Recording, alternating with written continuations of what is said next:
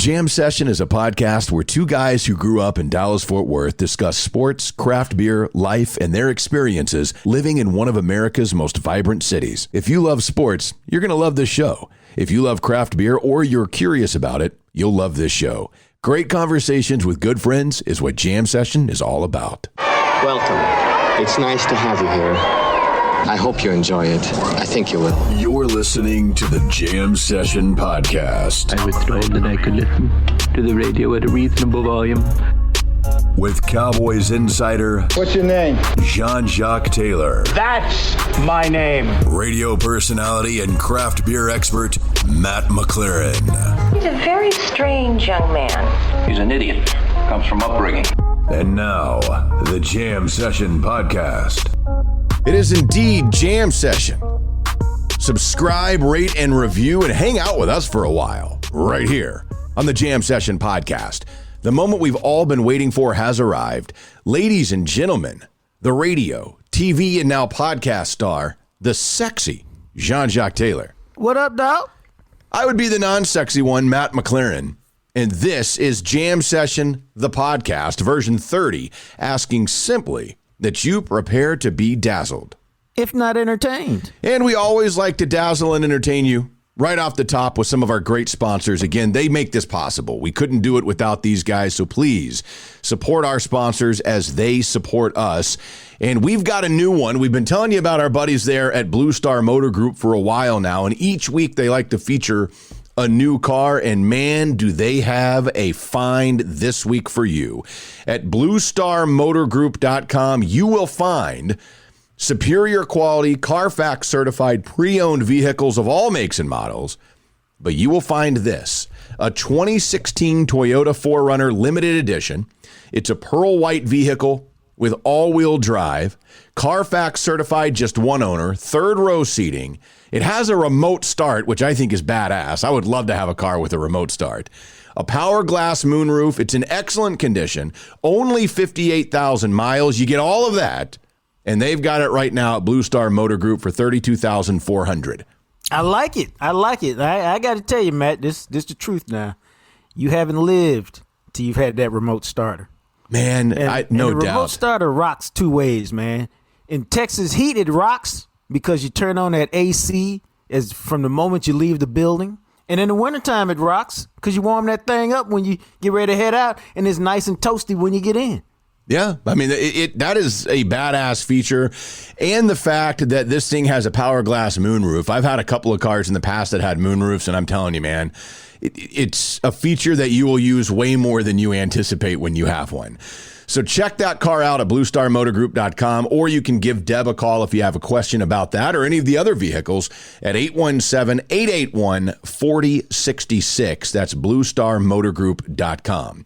And of course, as we tell you all the time, when you have a car, you got those maintenance needs, and that is why Freeway Tire Shop is one of our great sponsors. Very easy to get to in Dallas, right off of 35. JR and the guys over there, Jacques been there for an oil change, but they do all kinds of things, whether it's an oil change, a state inspection, general mechanic work. I mean, it's in their name. They have tires. It's Freeway Tire Shop.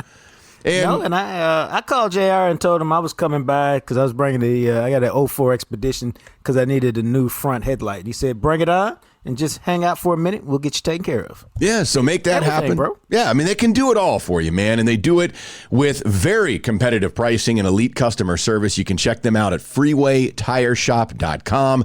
Schedule an appointment, request a quote, freewaytireshop.com. But let's dive into this thing, man, because we've got a lot to discuss, especially after what we saw tonight. We are recording this after the Dallas Cowboys, and I'm not going to say I'm surprised. I don't think anybody would use the word surprised to what we saw tonight. A 34-17 loss to the Baltimore Ravens. The Cowboys are now 3-9, but another absolutely toothless, listless. And look, I'm going to be honest with you because at some point tonight, you're going to get a couple of F-bombs and there's going to be some language thrown around. So I'm letting you guys know that right off the top because I don't know how else to describe this team other than colossal pure shit. I mean, that's not a bad way to look at it. It is what I thought it was going to be. I almost got the score right. But I think the You know what, man? I was trying to sit back and say, what capsulizes this game? And I really think that last touchdown, or I guess it's Orlando Brown Jr., looks into the camera and just goes, easy money, baby. Easy money, baby. Yeah. And to me, that was just like the ultimate disrespect. He's right. It was easy money. Like, let me tell y'all, y'all thought it looked easy? Let me tell y'all, it was easy. And I think he meant it, and I think it was true. And I think it was just overall pathetic. I spent some time during the game, and look, we'll have secret audio of a Cowboys Homer coming up a little bit later on in the podcast. I'm going to be honest with you. I don't know that there's anything from the fourth quarter because this game went exactly when we recorded the podcast the other day. We said exactly this. You thought they would win 30-16. I had the Ravens winning 31-13.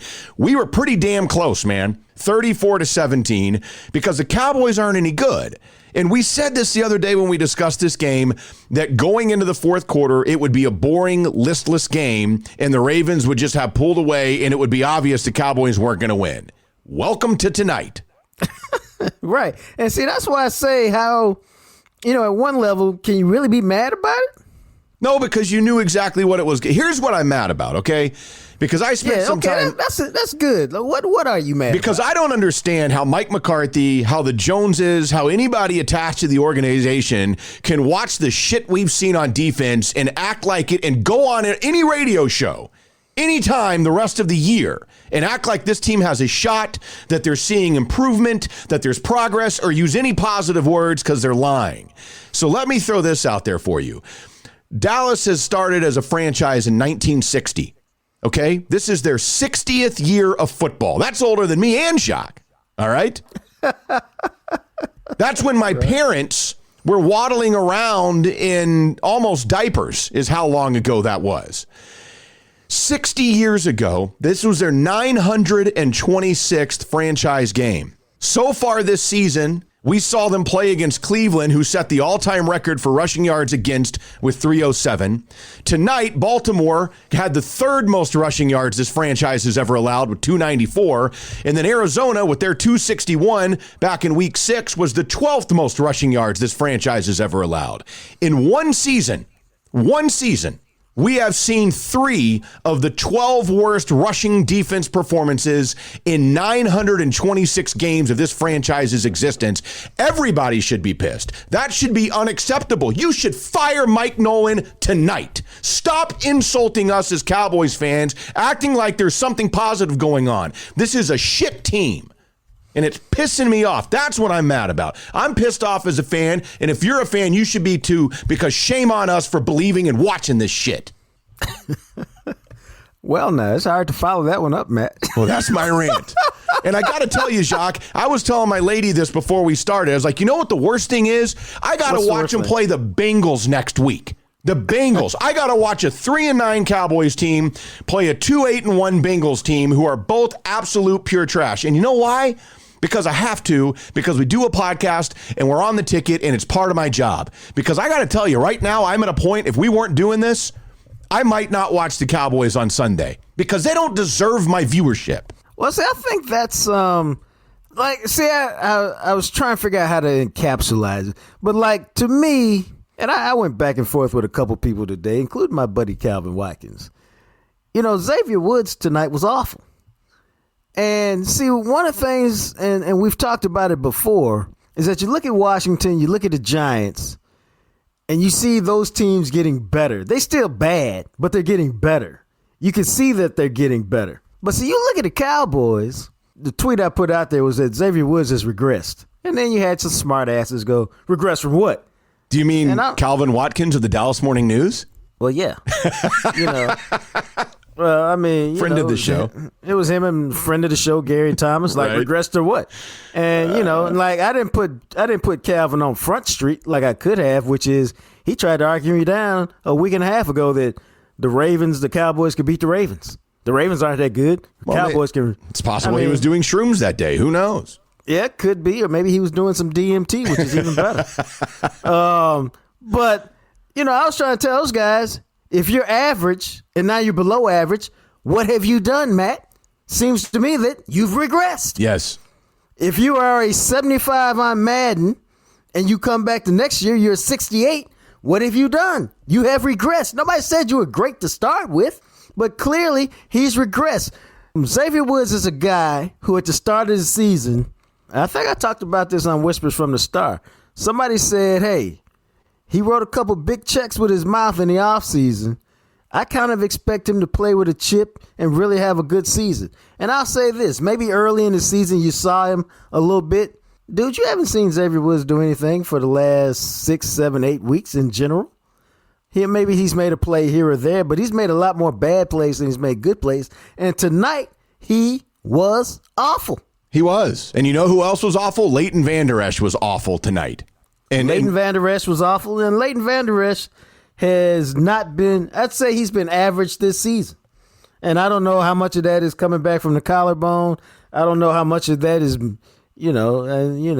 maybe he's still trying to figure out how to play with his neck. I don't know, but he hasn't been the stud we saw his rookie year where we go, oh my God. Not even close to it. That's the second coming of Urlacher right there. Wow. We haven't seen that. Don't insult Urlacher to saying that anymore. I mean, my God. Look, this is just, and it's so god-awful frustrating. And I make these sarcastic tweets about, hey, look at the history we're seeing. But this is pathetic. And the fact that they keep standing up there, like McCarthy said, it's disappointing. We had a lot of time going into this game. We obviously didn't take advantage of it. And then he goes on to say the defensive issues aren't because of their scheme. Well, if that's true and you really believe it, that means you have a group of the worst defensive players in 60 years of Cowboys football. Because if it has nothing to do with the scheme, and it's not that at all, you've got to have massive personnel turnover in the offseason. I'm cutting everybody I can if you really believe it has nothing to do with that. Oh, I don't think you can believe anything McCarthy says. It's a joke, man. And I say that in the sense of, McCarthy, man, based on what I've seen since he's been here, I mean, man, he just says, he opens his mouth, but I don't think he pays a lot of attention to what he says. He's just talking to talk. Because I don't believe that he believes that. I think this is trying to protect his boy, Mike Nolan, and, throwing some players under the bus. And I think they're all bad. I think it's a combination of a bad scheme fit, bad players, and then players worn down by the disappointment of the season. And then when you put all that together collectively, this is what you get. Because, hey, bro, check this out now. Football is a very difficult sport, man.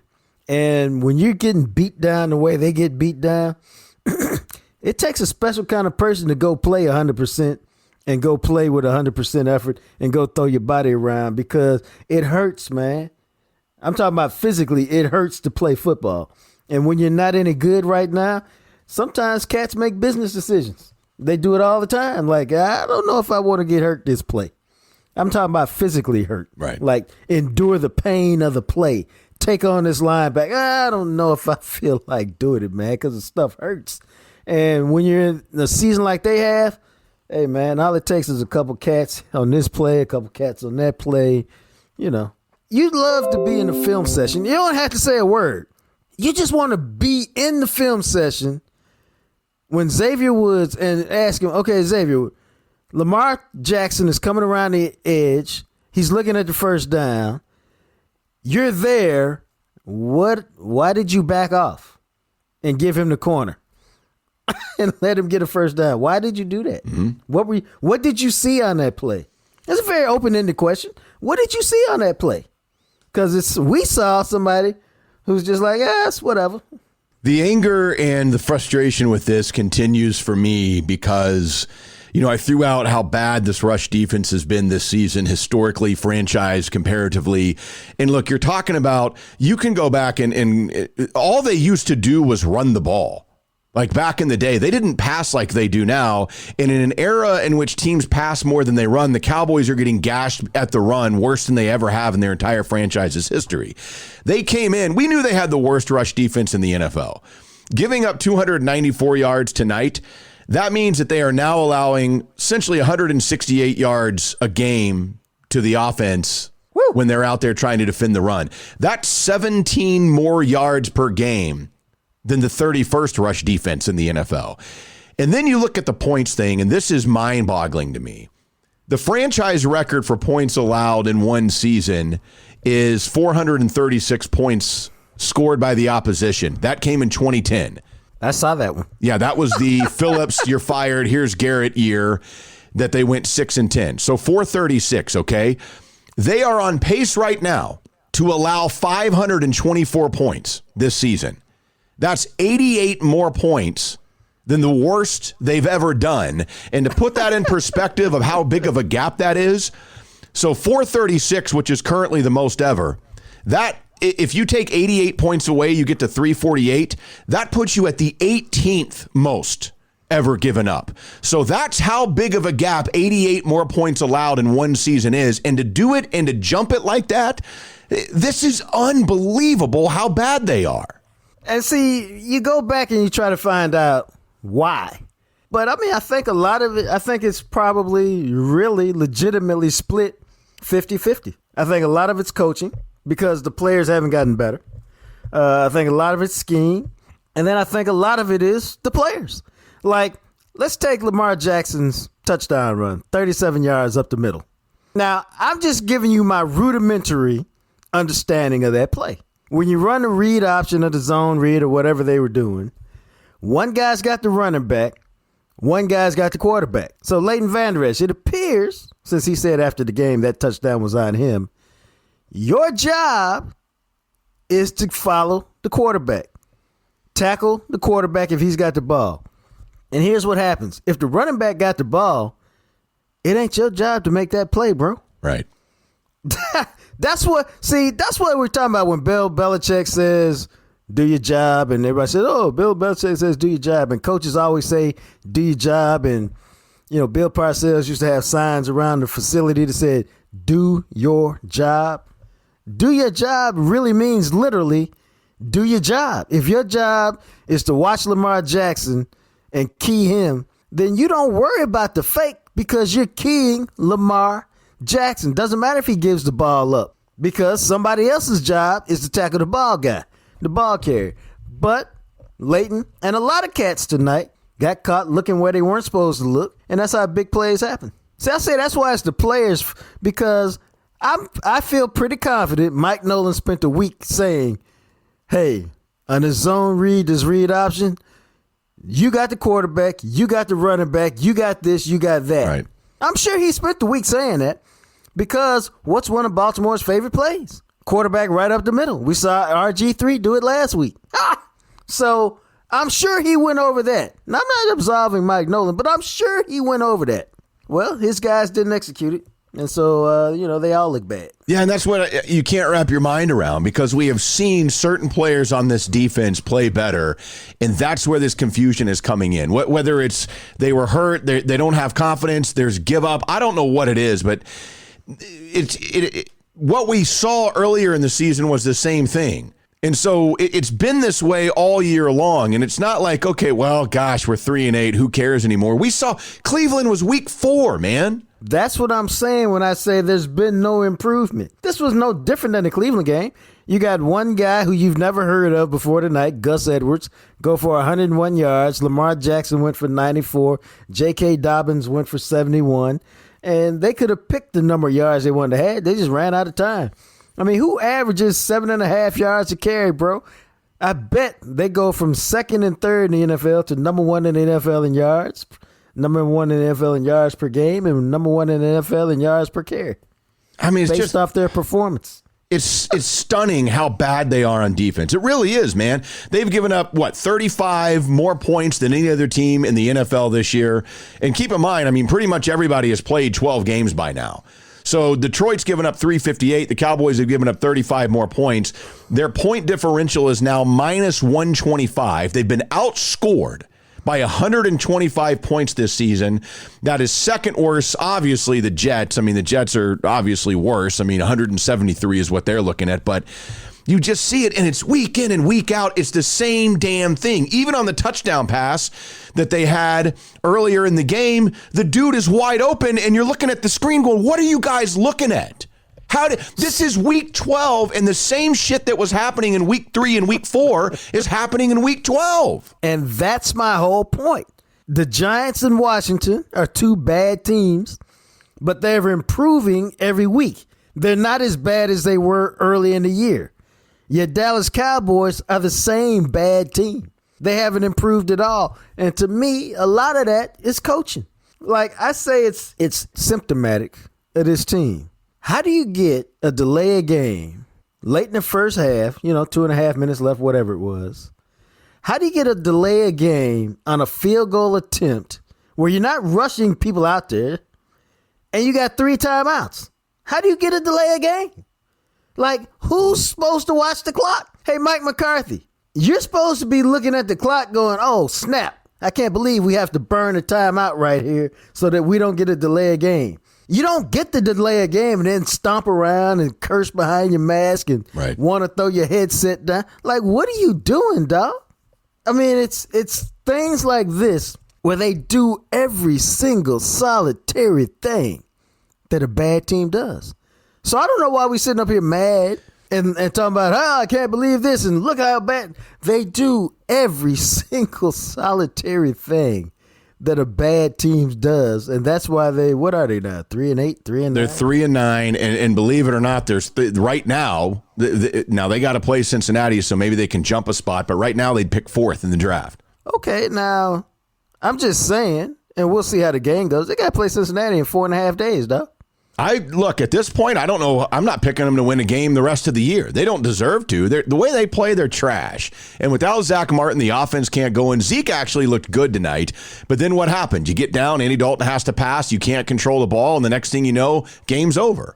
My thing is yes, they do things that bad teams do. And we talk about this, but they do it and they just take it and do it way worse than a bad team would do.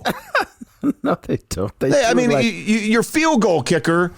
And this is what it all is just like snowballing into what we saw tonight. Greg Zuerlein tonight was 1 of 4. He has played 133 games in the NFL. That is the 3rd time in his career he's missed 3 field goals, and the first time in 5 years it's happened. But it happens tonight because he plays for the Cowboys, and they suck. And he'd only missed 3 kicks the entire year. And then he missed 3 tonight. But the bigger issue to me is... Greg the Leg, why did he get that nickname? Because he was 33 of 55 from beyond 50 yards.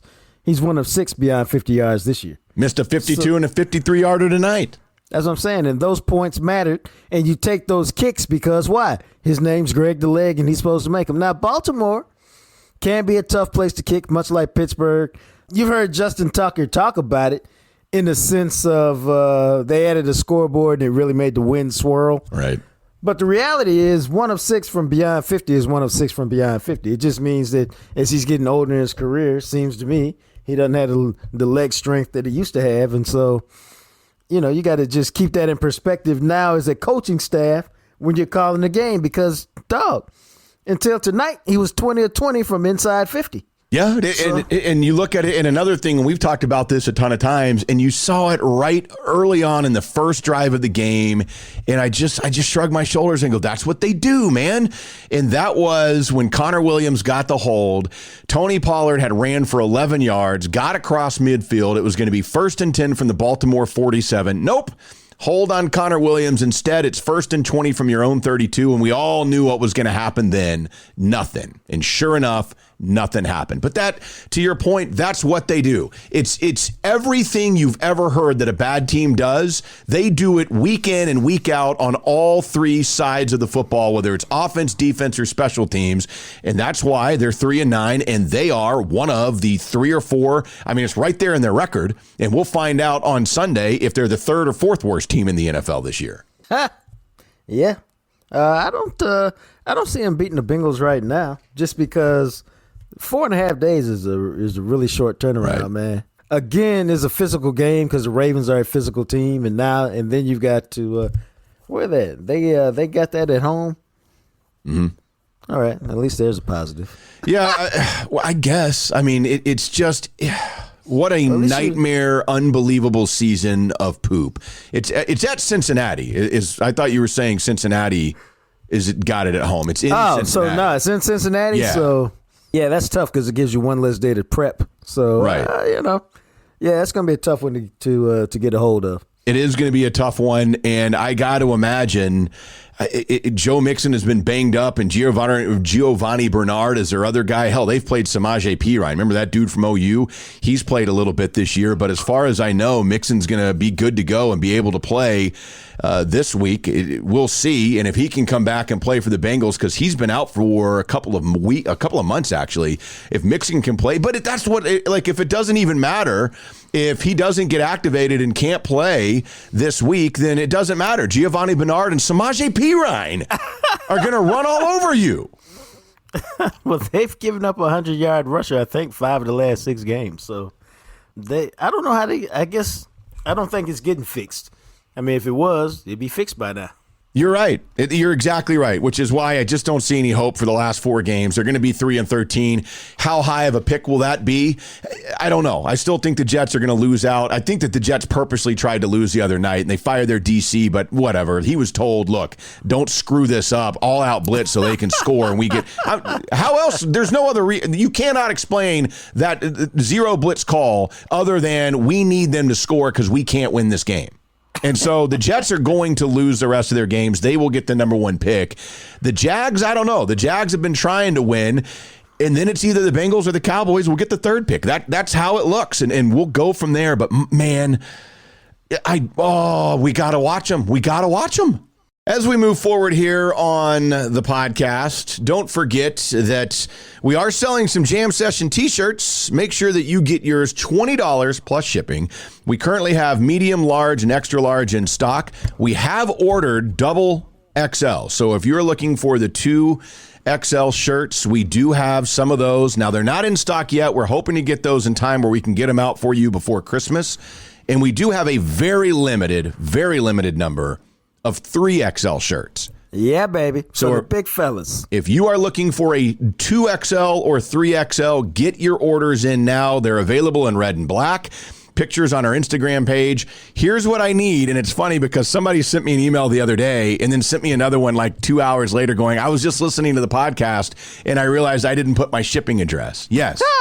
Yeah, bro, that helps. I need the color that you want, the size that you want, and your shipping address, and I'll send you an invoice. Shipping for most of the area is around $5. If you live out of state, it's a little bit different, and we can figure that out, but be prepared for that. Send me an email with your order for your shirt at matt@jamsessionpodcast.com. Very easy to do. Also want to tell you about another one of our sponsors, those wings from Kroger, my friend. They still got them. At least at most North Texas Kroger locations. You could be enjoying them this weekend while watching college football or perhaps the NFL. They've got the mango habanero, the buffalo blue cheese. Jacques throws his in the air fryer. I like mine on the grill. Whatever works, man. The cool thing is you can do it however you like because there's no bread on these. It's meat and it's flavor. And flavor. Yeah, so however you like to prepare your meat, you can make it happen with the wings from Kroger. Mango habanero, buffalo blue cheese. You get them back in the back, usually at the meat counter. You'll see them in the window. Tell the dude back there, wrap me up a couple of pounds of those wings and enjoy them this weekend. We also want to thank HFX Foundation Solutions. HFX, a full-service foundation repair company. They service all of DFW, specializing in slab and pier and beam foundation repair, as well as drainage and gutter installations. They can take care of that with you. If you're a homeowner, you might need them. If you're a realtor, you have homes that probably need some help. Structural engineers, they can help you, and they'll create a repair plan for your property that is affordable, reliable, and warranted. You get an initial free inspection, and they are with you the whole way. A-rated with the Better Business Bureau. Visit them now at hfxfoundation.com. As anybody who has ever been a homeowner or you have been in a home in Texas, you know, as soon as you start seeing signs that something might be wrong with your foundation, if you don't know this, here's a lesson. Do not wait. Do not wait. Cracks in the wall, windows sticking. Hey, those are some of the signs that even a casual guy like me can figure out. Go get it checked out. Yeah, you need to get it checked out quickly. So these guys will take care of that for you. HFX Foundation Solutions, hfxfoundation.com. All right, let's get into it again here, and let's take a trip around the block. And how about this one? Local guys talking about local things, and I've got a couple of stories here for you. Now, first off, it is that time of year and I'm sure many of you are aware of this, the car burglar, the guy that likes to smash and grab whatever package you have left from your shopping, or Plano police are letting people know, specifically women in Plano, burglars are targeting cars with purses left inside. Since November 1st, they have at least... Yeah, and this is interesting. Why? Because I don't think women think about this. Since November 1st, they have at least 8 incidents. They have happened primarily at dog parks and nature areas. And it makes sense. I'm going to take my dog to the park. Oh, I'll just leave my purse in the car. I'm at a dog park. And the next thing you know, there's a smash and grab. Or you're going to go for a jog or a walk or whatever in a nature area. You don't want to take your purse with you. You had it because you brought it with you. Now, they do recommend to put it in the trunk. But, and I mention this all the time because my lady always likes to put stuff in the trunk. Police say, do it before you get to your destination, because a lot of these criminals that are looking for things like this already are sitting in the parking lot and will see you move it to your trunk. I got to tell you, bro, truer words were never, ever spoken, because that happened to your boy. Really? Yeah. I mean, this was about a decade ago. Me and the lovely Lorraine, because I'll never forget it. Me and the lovely Lorraine were going to a show at the Academy of Black Arts. It's at the convention center downtown. We pull into the parking lot, and I was a dumbass. Okay, I was. I think this is what happened, man. I had a brand new stereo system. So I pull into the parking lot, and I'm thumping. I'm thumping. Hey, look at me. I am a bad man with a bad system. And then I said, oh, you know what? I need to put this in the trunk. And the same thing happened, man. I got to the parking lot, thumping, big ass speaker in the back, locked the trunk, put some stuff in the trunk, came out 3 hours later. I go, did I forget to roll the window up? I go, how dumb is that? And then I get closer to the car and I see all this glass right there, man. And I go, oh, snap, car rummaged through. Pop the trunk, speaker, all this stuff gone, bro. Wow. That is amazing. I've only had my car, I'm knocking on wood, you hear that maybe, broken into one time. And that's because I did leave something visible inside of it. This was when I was living in an apartment in North Garland area, and I had left a laptop because it didn't work. And I don't know why. It was just in my, because I just didn't think about it because it didn't work. It had crashed. I couldn't get it to turn on even. Who knows? And I came out one morning and somebody had smashed out the back window of my, like the back driver's side window, passenger side, and smashed it out and taken the laptop. And I was like, damn, like I wish, if they had just come and knock on my door and said, hey, we want that laptop. Cool, here it is. Take it. It's yours. Doesn't work, dumbass. So I thought that was funny. But reality of it is the pain in the ass to go and have my window replaced. Yeah. Because when you get a window, if you have tinted windows, the window replacement isn't tinted, then you got to go get it tinted. It's just a whole pain in the ass thing. And ever since then now, I mean, like when I had a Jeep, I would drive around with no doors and no top on all the time. And so the whole Jeep rule basically was, I kind of got where it was like, look, man, anything that's in here, they can have. And it would be like stupid small stuff that, I mean, you like if I had a pin in my car, you could literally walk by my car, reach your hand in where there's no door and just take the pin if you really wanted it. But Jeeps come with where you can lock the middle console. So if you have sunglasses or a charger or something, you know, I would just put it in there and lock it. And, you know, that would be a little harder for somebody to walk by in a parked car with something that could rip open the middle console. But it is that time of year, man. So if people need to be aware of that. And ladies, if you're going to go to the dog park or you're going to go out for a jog or something, just leave your purse at home, or again, put your purse in the trunk before you get to where you're going. Yeah, that's the key. It's before you get there. Or, you know, I put it in I put a lot of stuff on the floor and lean the seat back so you can't really see it, but it's not such an exaggerated lean. You really notice it. But that's how people are. And now, like sometimes I take a lot of pictures, so I have my camera with me. I put that in the trunk before I leave. But then on my car, it's got a trunk lock that you can also lock the trunk with the key inside the car. And so that way, even if you smash the car and get it open, you still can't pop the trunk. Although now they tell me that the criminals are so that they rip out the back seat and roll through the trunk that way. I mean, hey man, if they want it, they want it, and that's one of those weird things. Now, most of these, I mean, the smash and grab is so obvious because a lot of these criminals, especially, in parking situations like this, they're looking for the quickest possible score. They're not trying to spend time after they break into your car searching around. They want to be able to, there's a purse right there, smash, grab in less than 10 seconds. By the time somebody even goes, did somebody just hear a window breaking? And they run to your car, they're long gone. So hide your stuff. Now, we go from that in Plano to, I think this is pretty cool. I used to live over in the Trinity Groves area in West Dallas, kind of over there, like Manhattan Project. We did a podcast with them. They're over, not in Trinity Groves, but in the West Dallas area. And so Trinity Groves, going through the pandemic, it originally was built and they were going to have like these different, like every restaurant had to be a unique, different concept that was only available at Trinity Groves. Right. Well, that model has proven not to be as successful as they were hoping. And so now the dude that owns Romano's Kitchen and Grill, Romano's Macaroni Grill or whatever it's called, he is the entrepreneur that started Trinity Groves. And so now he is putting in some of his concepts over there. And one thing that they are doing, they are building a giant beer garden. And it is going in place of the parking lot that right now is in front of all the restaurants that flank Singleton right there. It's expected to be open in the spring of 2021. They are planting 30 trees for shade. It'll be a completely open air beer garden.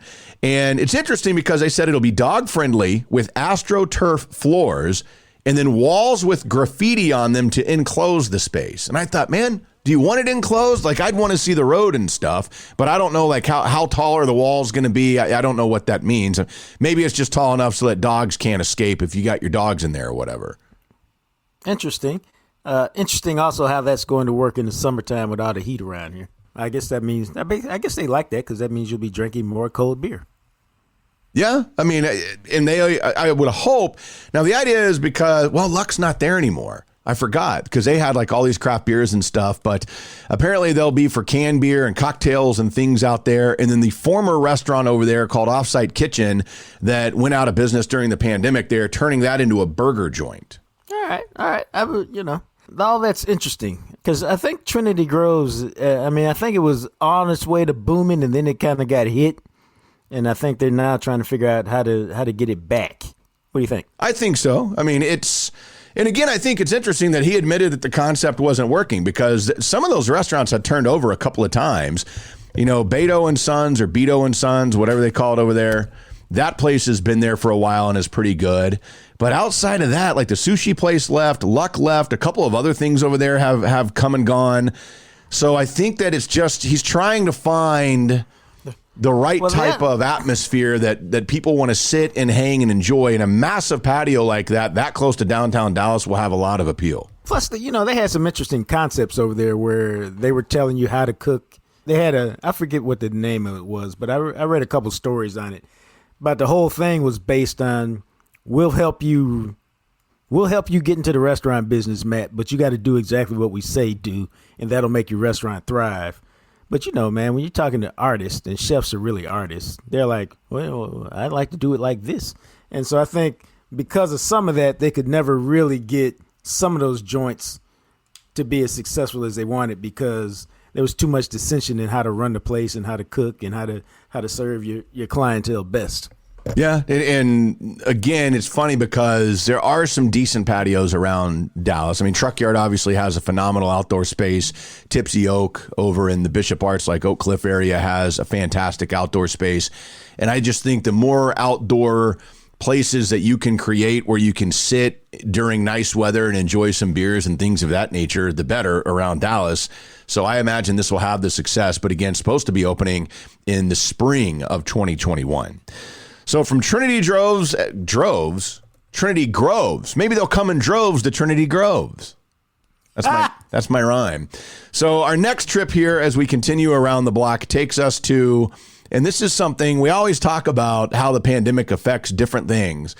Well, if you have a child, you probably have thought about this, but Santa visits this year are obviously, in most cases, much, much different than they've ever been before. Now, some stores are offering only virtual visits with Santa, like North Park Mall is doing that. But several retail stores in the area are doing socially distanced Santa visits where you can go and visit Santa in person. But in most of them, he's sitting behind like a plexiglass wall. He's got a mask on. You have to wear your mask. And then there's like that little opening where you can kind of go up and talk to him through the plexiglass. And you don't get anywhere within 6 or 7 feet of the guy. I guess that's okay as long as he's got his mask on, I guess.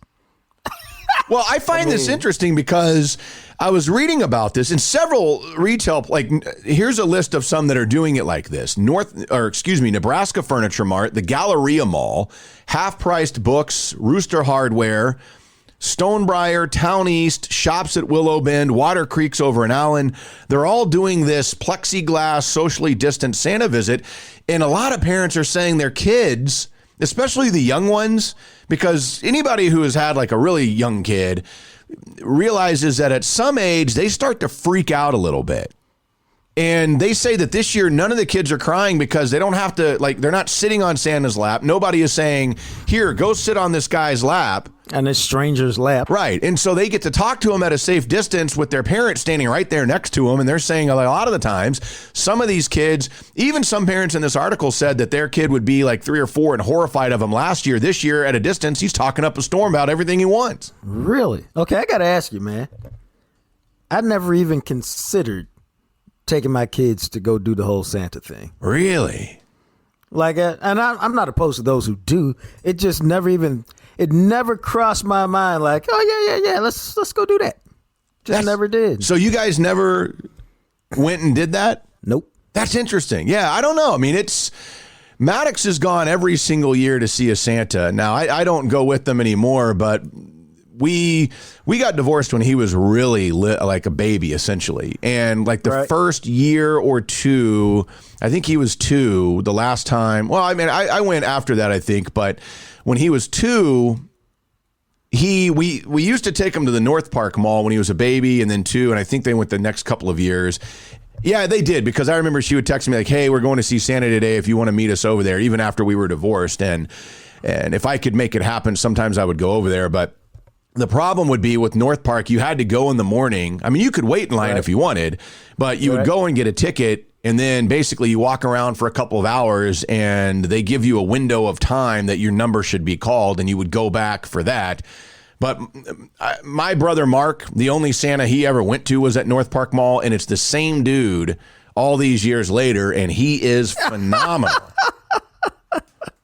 So I don't know if he did the Santa thing this year. I'll have to find out and ask if he's going to see Santa. I know he did last year. I don't know if he's going this year. I would imagine that he would, but I don't know if it would be a virtual meeting or how that would work. And I got to tell you, man, he is starting to get to an age the last year, and especially this year, where he has figured out that if there is something he wants, the guaranteed, in quotes, essentially, way to get it is, oh, we don't have money for that right now. Oh, that's okay. I'll just ask Santa. And Smart dude. And I know many of you have listened to the podcast with your kids, and you're all smiling to yourselves. And the kids that are listening, guess what? He's right. That is a really, really good way to get what if you really want something and your mom and dad are like, I don't know about that, asking Santa ups the ante considerably. Yeah. I mean, but it rolls both ways, Christmas morning, I thought Santa was going to give me this. Hey, you remember back in July where you didn't do what you were supposed to do? It does, yeah. Santa wrote it down, and you came just 2 marks short of a PlayStation 5. I'm sorry. Yeah, and I can tell you, man, that especially as you get closer to Christmas, when Santa sends his elves out and they are watching. And that really, I swear, like 6 weeks leading up to Christmas, Maddox is behaving better. You can say, hey, I don't think, did I? Like last year, I pointed out to him, I was like, I think an elf. Yeah, I think an elf just saw you do that. He's like, what? No, he didn't. One year, he ran out in the backyard. He's like, where did he go? I was like, I'm telling you, man. I'm telling you, I saw him, and he probably sprinted back to report to Santa what you were trying to do.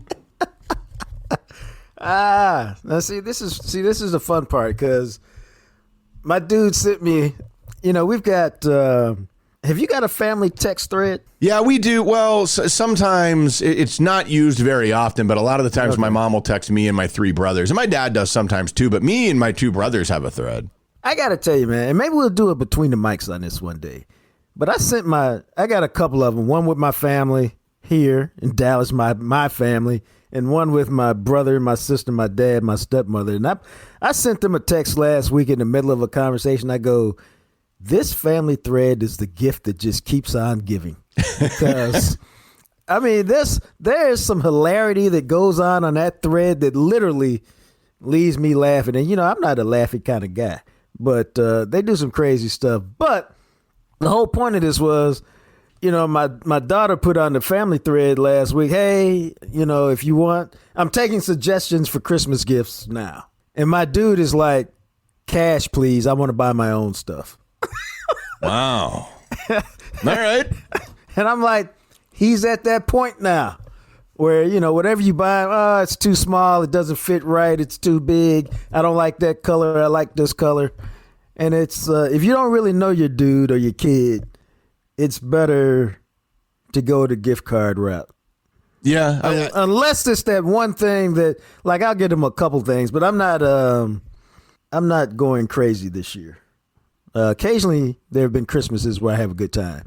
I'm not having a good time Christmas this year because the pandemic's kind of crazy. Yeah, man. That money you spend on Christmas, you might need to live on in March. Yeah, that's a big thing with me. I mean, it's very, very low-level Christmas this year, and it's just a couple of things here and a couple of things for...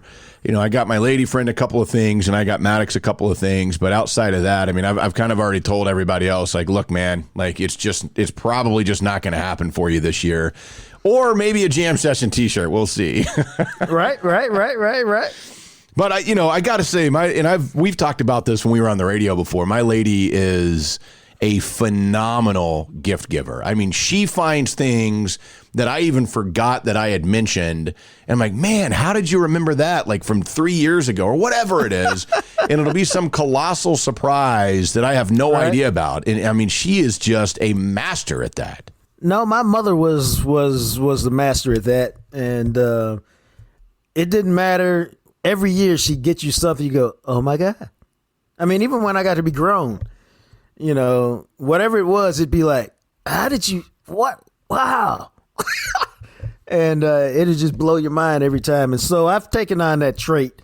And really, all that requires really is that the people in your life that you really love, you just listen to what they say. That's all it is. Or you know them so well. For example, the lovely Lorraine, last night she was out at her sister's house helping take care of her mom last night. And she calls me. She goes, one, she doesn't like to talk on the phone. So I'm like, why are you calling me? She goes, oh, I was just saying, hey, while I get some food. I said, oh, where you at? She said, oh, I've been in line for a minute. I'm at Sonic. I said, it don't take that long to make a chili cheese dog. And awesome. She did just like you did. She starts laughing.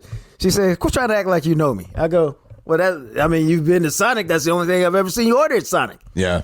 And so when you know people and you know what they like, as I've told my dude, man, and I would encourage all you fellas listening, especially if you're younger, the best gift you can give your girl, and I told my dude this, man, you get a gift bag or a gift basket and just put all the stuff she likes in there. A box of Oreos, some super hot Cheetos, a gift card to Starbucks, whatever her little things she likes in everyday life.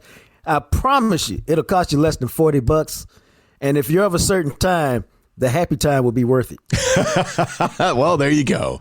So there you have it. That another fantastic trip around the block here with us on Jam Session. And of course, let's tell you about another one of our sponsors. They, of course, you know them. They sponsor Just the Sip every week, where we sample new locally crafted beers from around the area. And we'll have that for you on the next version of the podcast. But that, of course, is Beer Geek Shop in downtown Rockwall. Speak of gift giving. If you have a craft beer fan in your life, I can tell you, and my lady friends I think it's her mom that did this one year where she had wrapped up a couple of craft beers for me and kind of did that. And I thought that was the coolest thing. Like, it doesn't matter if you've already have them. You're like, wow, that's cool that you thought of that and selected these beers and all that type of thing. And I can tell you right now that Jason and Deidre, it's a husband and wife. It's a local family-owned place out there in downtown Rockwall, right off the square. Beer Geek Shop is the place. If you're interested in craft beer, just go and be like, look. Or maybe you're listening and you know your husband is finally starting to get into it. Or maybe you are, whatever it is. Go to Jason and DJ and be like, hey, I need a 6-pack mix and match to surprise somebody for Christmas. They will hook you up. Matter of fact, you don't even have to go that hard. You just walk up and say, I'd like to give that special someone in my life the Jam Session 6-pack for Christmas. Oh, my God. Yes, you're right, because it's $22.50, and that is a steal. $22.50 for the Jam Session 6-pack. 3 beers I picked and 3 beers you picked. And I got to tell you, I'm being honest because, I'm particular about beer. Persnickety, as my mom would say. If you bought me, your boy, the Jam Session 6-pack, I'd be like, yeah, baby, we friends for life. Yeah, it's pretty awesome. And I'm thinking we might update it here in the next couple of days to pick some winter type beers because all of mine, I think, were IPAs, so I might switch it up a little bit. But yeah, it's really cool. It's a great deal, and they're great people. Beer Geeks Shop in downtown Rockwall. Everything in the entire store is available in singles. You can mix and match however you like, or you can ask for the Jam Session 6-pack, so make that happen for yourselves today. I think all of us like to have art. Everybody that I've ever been inside your home, you have some sort of art on your wall somewhere in your house. And I can tell you there's a lot of great local artists that are doing good things, and they are on display for purchase at Blue Dragon Fine Art. Now, what I would say is the holidays approaching. They're here. You should find something unique for your home or a gift for a family member or a friend that does this, Matt. Help support local artists. Now, Logan Renfro, he's a lifelong Cowboys fan, grew up in Fort Worth, went to Calvary High School. He's created this online art gallery. That's right, online art gallery. Blue Dragon Fine Art. It's designed to encourage and support collectors or aspiring collectors. And what I like about it, because I've been on it, and I would tell you, stop what you're doing and go check it out at bluedragonfineart.com, is they got some art for everybody's budget. Whether you want to spend a couple hundred, whether you want to spend a couple thousand, whether you want to spend something in between, Logan and Blue Dragon Fine Art's got something that fits everybody's budget. And what we like about it, in addition to that, is that the gallery fits in with the jam session culture, because we're a couple guys from Dallas, Matt from Rockwall, me from Oak Cliff, who love local, and doesn't matter whether we're talking about craft beer or fine art, and Blue Dragon Fine Art's no different, baby. As we move forward, I was thinking about this. It was an interesting game because we were all stoked about it going into this because of the Dez Bryant thing. We did a whole 20-minute, 25-minute conversation on our last podcast about the Dez Bryant, talking about his time in Dallas and then moving into Baltimore and how cool would this be. And I got to tell you, man, the way the game played out, I kid you not, that last rushing touchdown that Baltimore had, if Dez had played, I bet that's a fade in the end zone to Dez. Probably. But somehow, some way, in the weirdest circumstance that I've heard yet for a player, right before the game, they're showing him on the pregame. Dez Bryant, he's decked out. He's got his gold beats on and decked out in Ravens gear. Dez Bryant, he's going to back against the Cowboys. And then all of a sudden, Jay Glazer comes on the Fox pregame and says Dez Bryant is out. They have pulled him off the field and sent him home because he tested positive on a spot test on the field for COVID-19.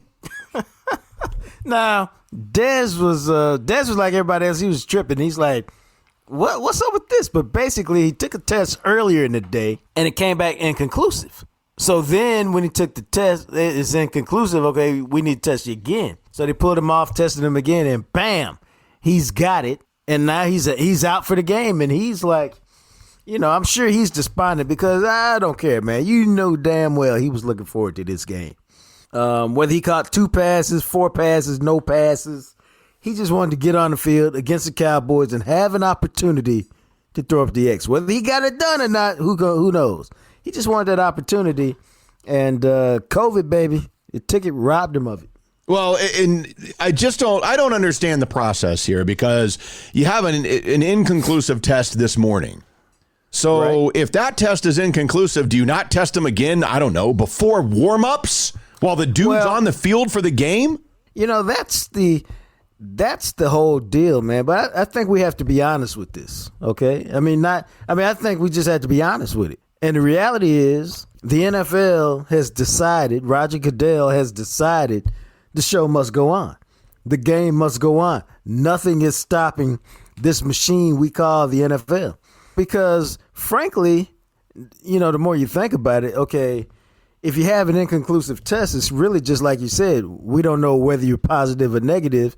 So we're going to put you over here in purgatory until we test you again and find right. out. Like why is he even allowed to be active for the game? And how do you not know ahead of time? Like, look, man, sorry, you can't play tonight. We're going to have to retest you. Yeah. So that's one level.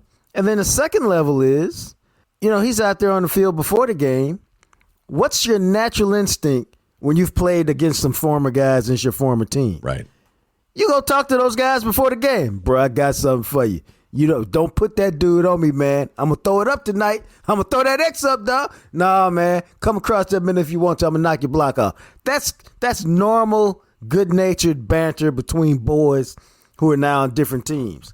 And damn well that happened before the game. He gave some bruh man hugs to a couple players. Right. He did, man. So, as we move into the conspiracy theory part of the podcast, so this dude for the Ravens, part of Ravens.com, he tweets out what he's supposed to tweet out before the game. Oh, Dez Bryant hugging several Dallas players on the field before the game. Then, mysteriously, about an hour later, he deletes that tweet.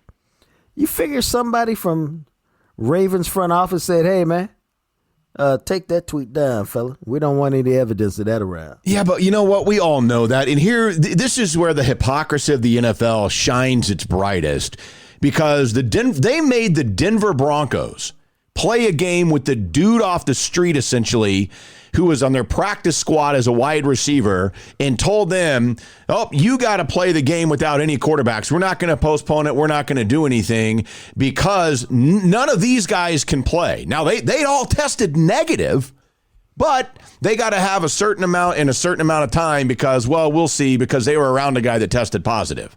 But now Dez Bryant, that he tested positive. He was on the field doing exactly how you were just explaining everything. And the NFL's like, we got him out of the game. Everybody else is cool. Right. And that's just, come on. And this whole thing, like, they fine the Saints for not wearing masks in their post-game celebrations. And all those guys that played all passed COVID tests so that they could play. And they fine the Saints for not wearing masks, yet they allow this game to go on and shut everybody up, but they pull one dude off the field. I think you said it right when you said it's the hypocrisy of the NFL. And that's what it's all about, man. It's the hypocrisy of the NFL, plain and simple. Plain and simple. They don't care, man. It's just all about playing the games. They don't care about anything. No, of course not. Games. Now, I will play the game. I will say that Dez, and you can imagine the range of thoughts. I mean, he immediately got on Twitter and was pissed, of course. I mean, it was right after they reported he was out. He got on Twitter. He says, tell me why they pull me from warming up so I can go get tested. My shit's come back positive. I tested positive for COVID, WTF. And then he goes, the crazy thing is I have the same damn routine. The shit doesn't make sense to me. And then there's all this. And then he tweeted this out. Yeah, I'm going to go ahead and call it a quit for the rest of the season. I can't deal with this. And that was out there for like an hour. And I almost retweeted it. And I was like, dang, well, because that dude, Predator H2O or whatever on Twitter, I was going to copy him and be like, well, I guess this seals the deal. Let Jacques know when to meet you at Nick and Sam's. Dude, should have done that, bro. But then he was not that long after that. He had put up, he goes, basically, didn't mean that. He was just being smart and all that. But I thought this was kind of cool because if you look at his Twitter, he goes, I'm about to drink some wine and cope. And he started retweeting all these people that were tweeting pictures of the wine they were drinking while watching the game. Well, at one point he said, if you're with me, post a picture of the wine that you're drinking with me. So, I think all of that is it's really kind of fascinating. It's a great example of how Twitter works in real time and how it gives you access to these real life celebrities, athletes, whatever, when they're going through certain things, be they fun things and great things, or be they, tragic, or be they something like this that falls somewhere in the middle of that.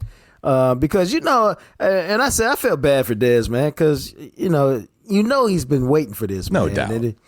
And it just seemed like, my God, you go do the whole Lucy Charlie Brown, pull the ball out from Dez, on the field getting ready. Right. It just seemed like cruel and unusual punishment. But sometimes, man, life does that to you. Sometimes it does. So no Dez tonight. Not like it mattered. As we had said, I don't know that it mattered anyway going into the game. I noticed that you had put up a poll, and this was well before anybody knew he wasn't going to play, of what type of impact he was going to make. And a ton of people voted score a touchdown and throw up the X. And I just thought, he's not really a part of what they do on offense. But again, I'm telling you, man, the way that we expected this game to go, 27-17 late in the game, I guarantee you they would have tried to get him one there instead of rushing it in. They'd have thrown one up to give Dez a shot, but it didn't happen. I think there's no doubt they would have done it, because remember, man, Lamar Jackson and Dez is a really charismatic guy, and so he gets along well with those guys up there. It's more like, let's take care of you, man. It's we see it all the time, so I don't have any doubt they would have done it, just like I didn't have any doubt when he tweeted out, okay, I'm done. I had no doubt that was just an emotional response from Dez, because that's the kind of cat he is. I don't know if you know this. We kind of discussed it, but I want to let everybody who is listening know that we are going to have a live show. It is on the books. It is now official. I confirmed it here earlier today. We will be out at Legal Draft Brewing Company in Arlington on Saturday, December 19th from 3 until 5 o'clock. How about that? Which is awesome, because now you don't have to worry about work. You don't have to worry about, I don't know if I want to drive wherever in rush hour. It's a Saturday afternoon, and it's before the SEC title game, which starts at 7 this year, which is fantastic. So Legal Draft is a really cool place. They have a very cool tap room and facility over there, not too far from downtown Arlington, like right in that area. So if you live in Fort Worth, it's not too far for you to get to. If you live in Dallas, it's not too far for you to get to. If you live south of Dallas, not too far for you to get to. So make plans. Saturday, December 19th, 3 o'clock. We will be doing a live show out there at Legal Draft Brewing in Arlington. We'll have T-shirts for you to buy on hand. All of our jam session T-shirts will be available for you. And I'm working on it, but I'm trying to get them, and I think that we're going to go through with this, is some sort of a discount. I'm hoping that they'll do it on a flight where we could all have like a jam session flight and kind of sit there and talk about the beers while everybody's drinking them that comes to watch the show. Look at you. Yeah. Look at you, Mr. Marketing. Because I like that. I like that. Yeah, I thought that'd be a lot of fun. Like let's all have one, and then we go, okay, guys, now at this point in the show, we're going to do the jam session flight, so everybody go get yours, and it costs whatever at a discounted rate, and then we'll sit here and go through the beers together. I thought that would be fun. That. Yeah, that's a great idea, bro. Thank you. Yeah, so get ready for that. But as we move forward here on the podcast, it's time to take a look around the NFL, as this week has officially wrapped up. As weird as it is, the game tonight, that final game of, this Tuesday game counts for the previous weekend, not the upcoming weekend. I know it's weird. But when you look around the NFL, all of a sudden things in the NFC East, I think people have started to raise their eyebrows a little bit, because we have said for a long time this is crap division and they suck, and I don't disagree with that. But I don't know how many people realize the New York Giants have won 4 in a row. They are now 5-7, and they just knocked off Seattle and made Russell Wilson look very uncomfortable. They're buying into Joe Judge's way. All the people, including me, who laughed about him like, dude, you're high school, rah, rah, rah, all this. Let grown men be grown men. Well, he's working on them, and they're winning. I don't know how good they are, but it kind of doesn't matter in this division and this year. Find a way to win. We all respect Seattle, and they did a good job on Seattle. And so that looks to me like one more game the Cowboys aren't going to win at the end of the season when they play the Giants, and the Giants will be trying to use that to win the division, because I think them and Washington, I know this sounds ridiculous, will be neck and neck. Oh, they are for sure. I agree. For the rest of the way. And so, it's you know what, man, This is why my dad always says it doesn't matter, man. You got to play the games. We all prognosticate. We all think we know what's going to happen. We all they suck. They're this, they're that. But you got to play the games. And Washington and New York have done what you hope your team will do. Simply just get better throughout the course of the year. Right. And, you might have seen, I know on Sunday Night Football, they were talking a lot about the Giants and their defense and all that. And it's one of those things where at 5-7 and having won 4 in a row, because that was a streak where you looked at it and you said, okay, you won 3 in a row going into Seattle, but you beat Washington, Philadelphia, and Cincinnati. Okay, so what? Beating Seattle was the one where you kind of go, okay, all right. And holding the Seattle to just 12 points in only 327 yards of total offense, that was a quality performance, especially by the defense against Seattle for the New York Giants. And as you mentioned, all of a sudden you look at the Washington football team, and this is a team that is also 5-7. They have won 3 in a row. But again, it's kind of like what the Giants did, because you saw them beat Cincinnati. Who cares? You saw them throttle Dallas on Thanksgiving. You're like, all right, well, you've won back-to-back games, so what? You're going to get blown out by Pittsburgh. They're undefeated. Oh, apparently not. Pittsburgh goes down 23-17 on Monday afternoon football, and it's weird because now Washington is sitting there at 5-7, and the Giants and Washington, respectively, are 4th and 3rd in the NFC in points allowed. I don't know really what to expect from them moving forward. But you kind of look at the schedules coming up for both of these teams, and the way that Washington's defense can play, you can make a case that they could go 2-2 or maybe even 3-1 in their Final Four and get to 8 wins somehow.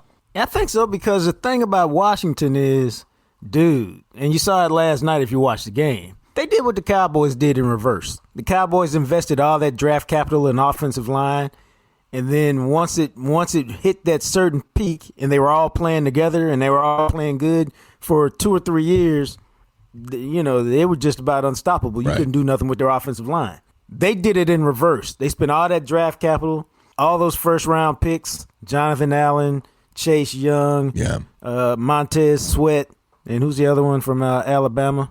But anyway, they spent the 4 first-round picks in a row on defensive linemen, and guess what, dog?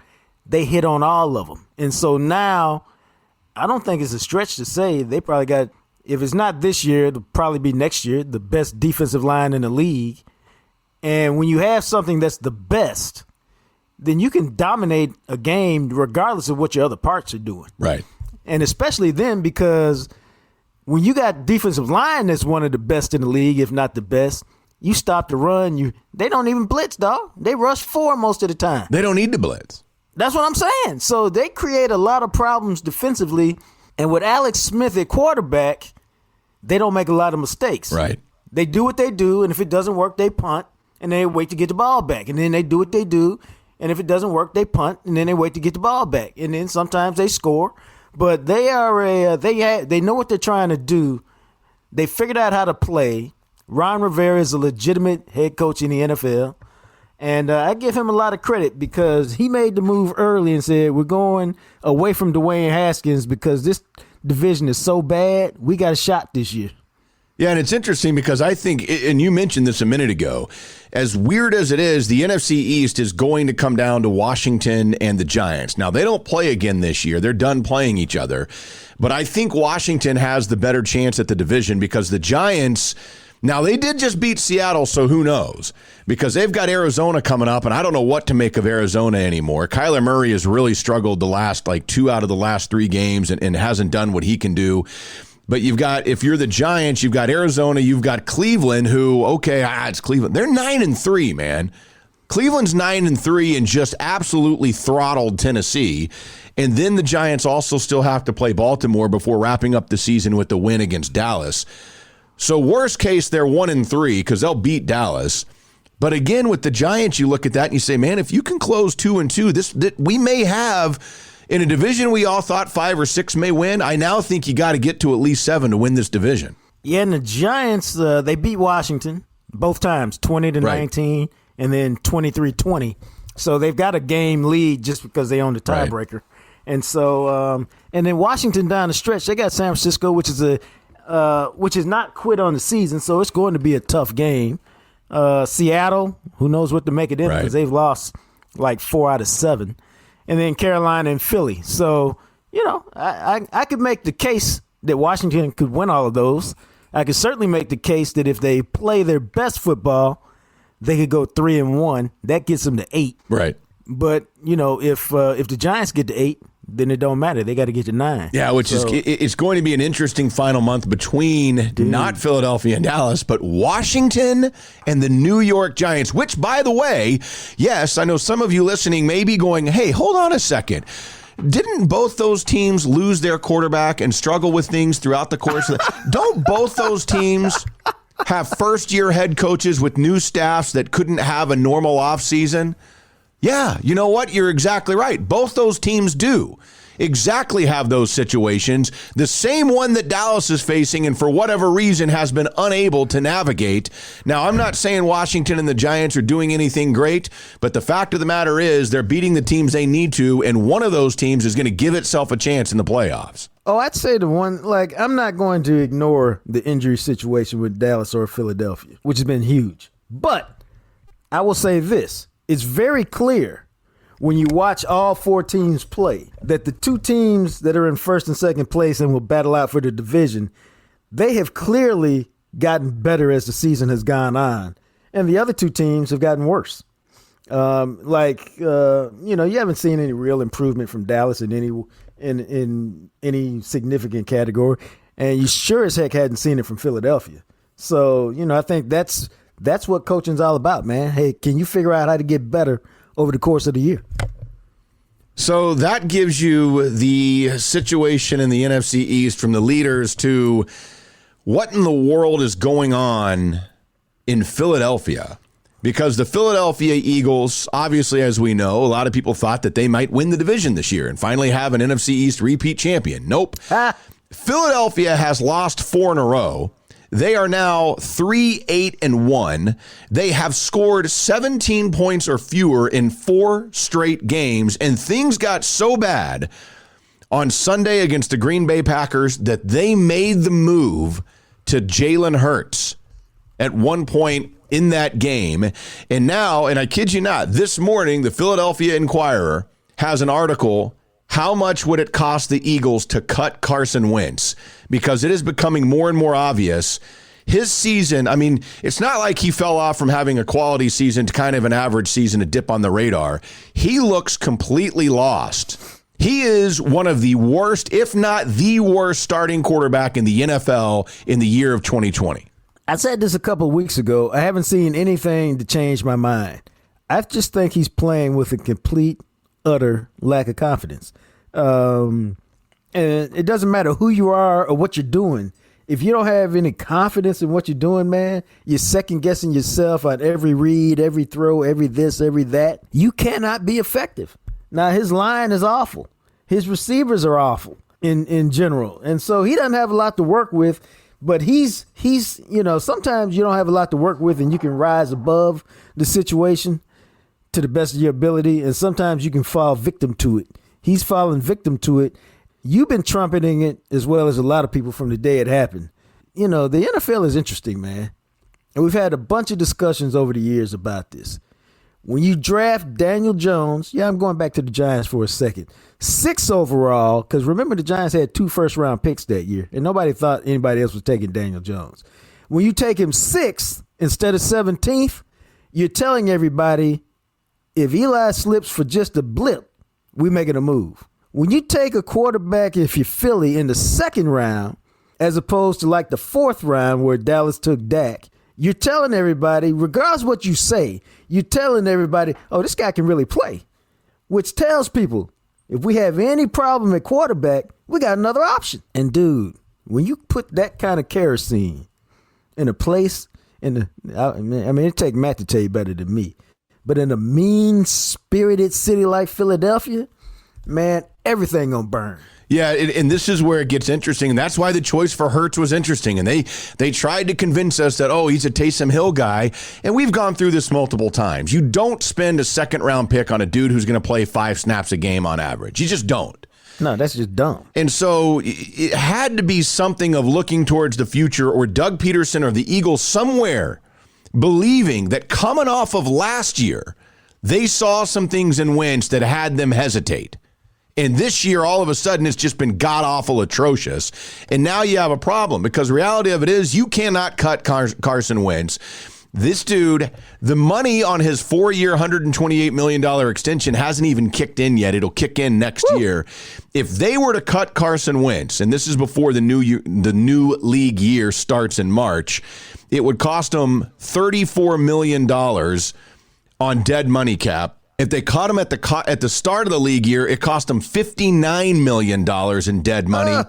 And then an additional $25 million in cap space. They can't afford to do that. Cutting him is just not an op. You can't do it. And this is a year in which the projected cap is going to drop 11%. Let me tell you what the reality of the situation is, man. And this is just the reality of it. The reality of it is you got Carson on the books. You got Jalen on the books. Just start the better quarterback right now. Well, yeah, and so here's the problem. Even next year. Even next year. You could, because like you said, they're both on the books. So if you play the guy who can play, and you'll just have a hole on your roster. But if you're trying to trade Carson Wentz, then it's, again, about $34 million in dead money next season, even if they trade him. But it saves them the $25 million cap hit. But if you do this, you're then basically saying we're hitting the reset button and Jalen Hurts is our quarterback of the future, because you're going to have to cut or move away or get around 5 or 6 big money players that they have, some of which may not be there next year anyway, and restructuring a bunch of deals and doing things like that. The most realistic option is that Carson Wentz is on the roster next year, and you've got to decide, does he become the most expensive backup quarterback in the history of the planet? Or do you try, and if you keep Peterson, you say you got to fix him, or do you get blown out if you're Doug Peterson after this year and you got to come in, bring in a new staff whose directive is make Carson Wentz work? Well, I think you just you do your best to fix him in the offseason, and then you just show up at training camp and say, hey, Doug, it's over competition, best man play. So that leads us to the next interesting conversation as we continue here around the NFL. And that is the situation in Houston, where Bob McNair, the owner of the Texans, of course, earlier this year fired his general manager and coach, Bill O'Brien, after he allowed him to, for whatever reason, take away the best offensive weapon they had and just send him away. And so now Bob McNair, what he's done is he's put together an advisory committee to help him find a new coach and general manager. This advisory committee includes Tony Dungy, Jimmy Johnson, Rod Graves, former Texans receiver Andre Johnson, and San Antonio Spurs CEO R.C. Buford. And you sent me that article this morning, and I texted you back. I said, it's not that hard. You have a young quarterback in Deshaun Watson who's ready to win right now. Go hire Eric Bieniemy, the Chiefs offensive coordinator, and see if he can bring over some of the things that Patrick Mahomes is working with in Kansas City and put that around Deshaun Watson. Yeah, I think that to me is the obvious choice if you got a young quarterback that's ready to go. Albert Breer just tweeted out yesterday the new interviewing rules for NFL teams. And so one of the rules is you can't talk to anybody until their season's over. But that doesn't mean you can't identify somebody. You can't talk to their agent, figure out what they're all about, and then be ready to pounce as soon as their season over. Right. Which if it's Bieniemy, we expect to be late January or after the Super Bowl. Yeah, see, and that's part of the problem, I think, because some of these teams that suck and their seasons end are looking for a coach immediately. And so, yeah, generally speaking, some of the hot hires are obviously on staffs that are having success. But for instance, how about a guy like Salah out there in San Francisco? The 49ers probably aren't going to make the playoffs this year. If their season ends early and you're Houston or the Jets or whomever it is that has a season that ends early, you can sit there, interview him immediately and say, wow, do we want to wait for another 4-6 weeks to go by where we can get Bieniemy, or do we want to start building it right now? Check this out, Doc. There's only about 5 or 6 coaches in the NFL that matter. The rest of them are completely, utterly interchangeable. If you think Eric Bieniemy is going to be Mike Tomlin, Sean Payton, Bill Belichick, one of those guys with staying power that's going to guide your franchise for a decade, then you wait, because the rest of them ain't special. Look at all the coaches who've been hired the last 5 years. Who do you think is special? I think McVay has a real chance to be, in terms of staying somewhere 10 years with real success. Right. But and maybe it's too early to tell, but maybe Brian Flores is putting it together in Miami. They seem to be headed.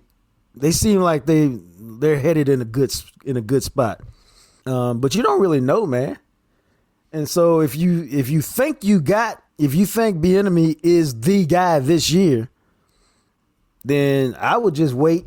And even if he turns me down, okay, I went after the king, I didn't get him, so let me reevaluate and see what's next, because the odds are the rest of these guys are interchangeable. That's why they get fired every 3 or 4 years. Yeah, which is true. And, you look around at what you expect to see perhaps as coaching openings. We already know for sure that there's going to be 2. One of those is in Houston. The other one is, well, I shouldn't say we know for sure, but I got to think Jacksonville is going to have a coach opening. Detroit's got one that they will have, obviously. So those are the 2 that we know, Detroit and Houston. You got to think Jacksonville might be ready to move on. The Jets, I can't imagine they'd let Adam Gase stay another year. Which, Sam Darnold is not doing anything. And granted, he's been injured a lot. But what have you seen from Gase that you want him to be the guy that gets the keys to the Trevor Lawrence machine? No, and I sadly, I think my man Anthony Lynn might get it with the Chargers. He might. Chargers have had a really disappointing year. But then again, who knows? I mean, they've got their quarterback. Maybe they don't think Lynn is the guy to develop him, but Herbert's been damn good this year regardless. Outside of that, I don't know. Is Atlanta going to be looking, or are they going to make Raheem Morris the full-time coach? There's a little bit of who knows what's going to happen there in Atlanta. I bet they're looking. I would think that they're looking. San Francisco's had a disappointing season. Kyle Shanahan's not going anywhere. I don't know that outside of those teams, in kind of looking at what is out there, does Chicago move on from Matt Nagy? Maybe they do. Maybe this is where they go, look, you couldn't figure out Trubisky, or maybe they say, he wasn't your pick. You didn't want him. Let's get you the guy that you want and give you another opportunity to continue going from there. Would Philadelphia move on from Doug Peterson? I don't think so. See, I don't either, but who knows? I'd be a little surprised by that one. So those are the obvious jobs. And to me, when you look around, the most appealing one that I think you could walk into would be Houston, because you got a guy you can win with now. The key is, how do we get weapons around him so he can flourish? And if you don't get Houston, I know it's a crap-ass organization, but, man, if I'm an offensive coach, I would love to walk into Trevor Lawrence and be like, that dude will lead me where I need to go, and I'll figure out the rest. Yeah. I mean, we say that, but, you got to have a GM that can put the pieces around you and have a vision. Otherwise, man, I don't care what quarterback you are, it doesn't work. That's why some quarterbacks go to some organizations, they just fall apart and they die. Right. Because the organization has no clue how to give them what they need. Baker Mayfield was on the verge of that. I'm not going to say he's out of the woods yet. We need more than 1 year from Kevin Stefanski. But his first 3 years, I mean, come on, man. 3 coaches, 3 court. I mean, right. If you don't go to the right organization, it is hard as hell to thrive. It is. It is indeed. But we'll see how it turns out with a month to go in the regular season. Will there be other coaching vacancies other than the few that we've already mentioned here that for sure are going to be looking for a new head coach? We'll see. As we continue with you, again, a reminder, you can find our Instagram, Jam Session Cast, on Instagram and, of course, on Twitter at McMattRadio at JJT_journalist. I don't know why I got so excited about this, and I had texted you about this earlier this morning, where the Rangers, the Texas Rangers, who have been making a couple of moves in the organization the last couple of days, and we'll get into that. They made a move last night, and it happened like after 11 o'clock. The winter meetings are going on, and this came down, and I spent like half an hour, 45 minutes reading everything I could. And it's like, oh, my God, I still love the Rangers. And that move, they have traded essentially their ace. Lance Lynn has been traded to the Chicago White Sox in exchange for right-handed pitcher Dane Dunning and left-handed pitcher Avery Weems. Now, Dunning is the key here. Right. Dane Dunning is, according to whoever you read, either the 5th or 6th best prospect in the White Sox loaded farm system. He's already had Tommy John surgery, which is great, so you don't have to worry about that hopefully again. He's only 25. He's a former first-round pick. He's a dude, they say that he had, like when they rank their pitchers and stuff in the organization, that his control was tops of any pitching prospect for the White Sox. It's his, he doesn't overpower you. He only throws around 94 at the top of what he can do. And so we'll see how that translates in today's world of baseball. But, I mean, you've got a 25-year-old young former first-round pick to add to your rotation this year and see what he's got. If Avery Weems, who has never pitched above rookie ball, and they project as like a back into the bullpen guy, cool. Right. But Dane Dunning, maybe the Rangers have finally done to the White Sox what the teams have been doing to them for forever.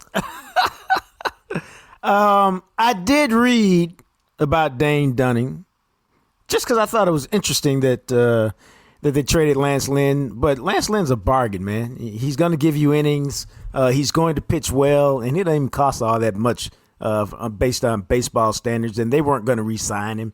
So it's a good move for them. Matter of fact, most of us wondered, like, how come you didn't do this at the trade deadline? And so I think it's a good for them to at least, start the process, man. I mean, I guess they've been starting it. I just haven't seen any tangible results. They played so few games last year that they didn't get to lose 100 like they were projected to do. And here's the one thing I want the Rangers to do, which they failed miserably at doing last year. And I think this is where Matt will co-sign on it. If you're not going to be good, and they're not, can you at least be interesting or exciting? Can you give me some real legitimate youngsters to look at and say, man, when you get your 1,000 at bats, dude, you're going to be a bad boy. Whether it's who's the center fielder, Tiote. Yeah, Leotis Tavares. Yeah, Tavares. That's what I was thinking. Leotis. Yeah. Tavares, Gallo. Okay, fine. This guy, fine. Just give me something to watch, man, because they were bad and they were boring last year. And to me, I gotta tell you, man, I would say I used to be many years ago a baseball fan. All right, for real. Then I was, baseball's okay, it's cool. And then it was like, baseball's all right. And now it's like, I don't like baseball. It's too damn boring. Yeah. I mean, it really is for me. And they don't, so you got to give me, in this home run, walk, strikeout league sport, you got to give me some guys that can do a little something and make it interesting. And maybe this guy will make it interesting. I hope so. I mean, anytime you can get a young arm, and the Rangers, of course, going into the draft next year, they have the 2nd overall pick, and they're not going to get Kumar, the guy that everybody is like the hands down legit number 1, but maybe there's another guy out there at 2 that you can pair. And I don't think Dunning is looked at as like a Walker Buehler type prospect where he comes in and is just going to be your ace for the next 10 years. But at the tops, maybe he can develop into a very solid number 2 or a better than Derek Holland type or Martin Perez type number 3 that you can roll out there and you can consistently build if you have the right guys in front of him. Now, maybe one of those arms is in the system, maybe not. Obviously, if you don't know, for those that are wondering, the Rangers farm system is as thin as a bone, man. I think Baseball Prospectus had them as the 24th best farm system going into 2021. So they've got some things. And I know a lot of you are screaming that if you're a Rangers fan, well, get rid of Andrews and get rid of Odor. You can't. They're untradeable because of their contracts. They already told, and this is as we transition into some of the talk about some of the moves they're making that involve the front office and the team. They have told Elvis Andrews that he does not have a starting position coming into into camp next year, that Isaiah Kiner-Falefa is most likely going to be the everyday shortstop. The dude just won a Gold Glove for his work at third base. That opens up a path for Josh Young to come in, their first-round pick from a couple of years ago, and play third base, maybe not right out of camp this year, but sometime in 2021. Right. And then Odor, I hate to tell Odor, he's also in the same situation where Nick Solak is going to be your starting second baseman, and they're just going to sit on the contracts of Odor and Andrews because they can't trade them And when the time comes, they both have 2 years left. Once that is up, I think it's Odor that has the player option for another year, and they can buy that out for $3 million, and he'll be done. Andrews is in a situation where they can't allow him to accumulate a certain amount of at-bats, because if he does in 21 and 22, then a player option kicks in for 2023, and they don't want that to happen. Because as great as Elvis has been for this franchise and a wonderful leader, he is of the franchise of the last decade, and they're moving on to something else, and he's just not a part of that. Nope. If you hang around long enough, bro, it happens. It just happens, man. It's the sad part of sports. Let me put it to you like this, man. There's not a lot of happy endings in sports. You know, Dirk had a happy ending. Kobe had a happy ending.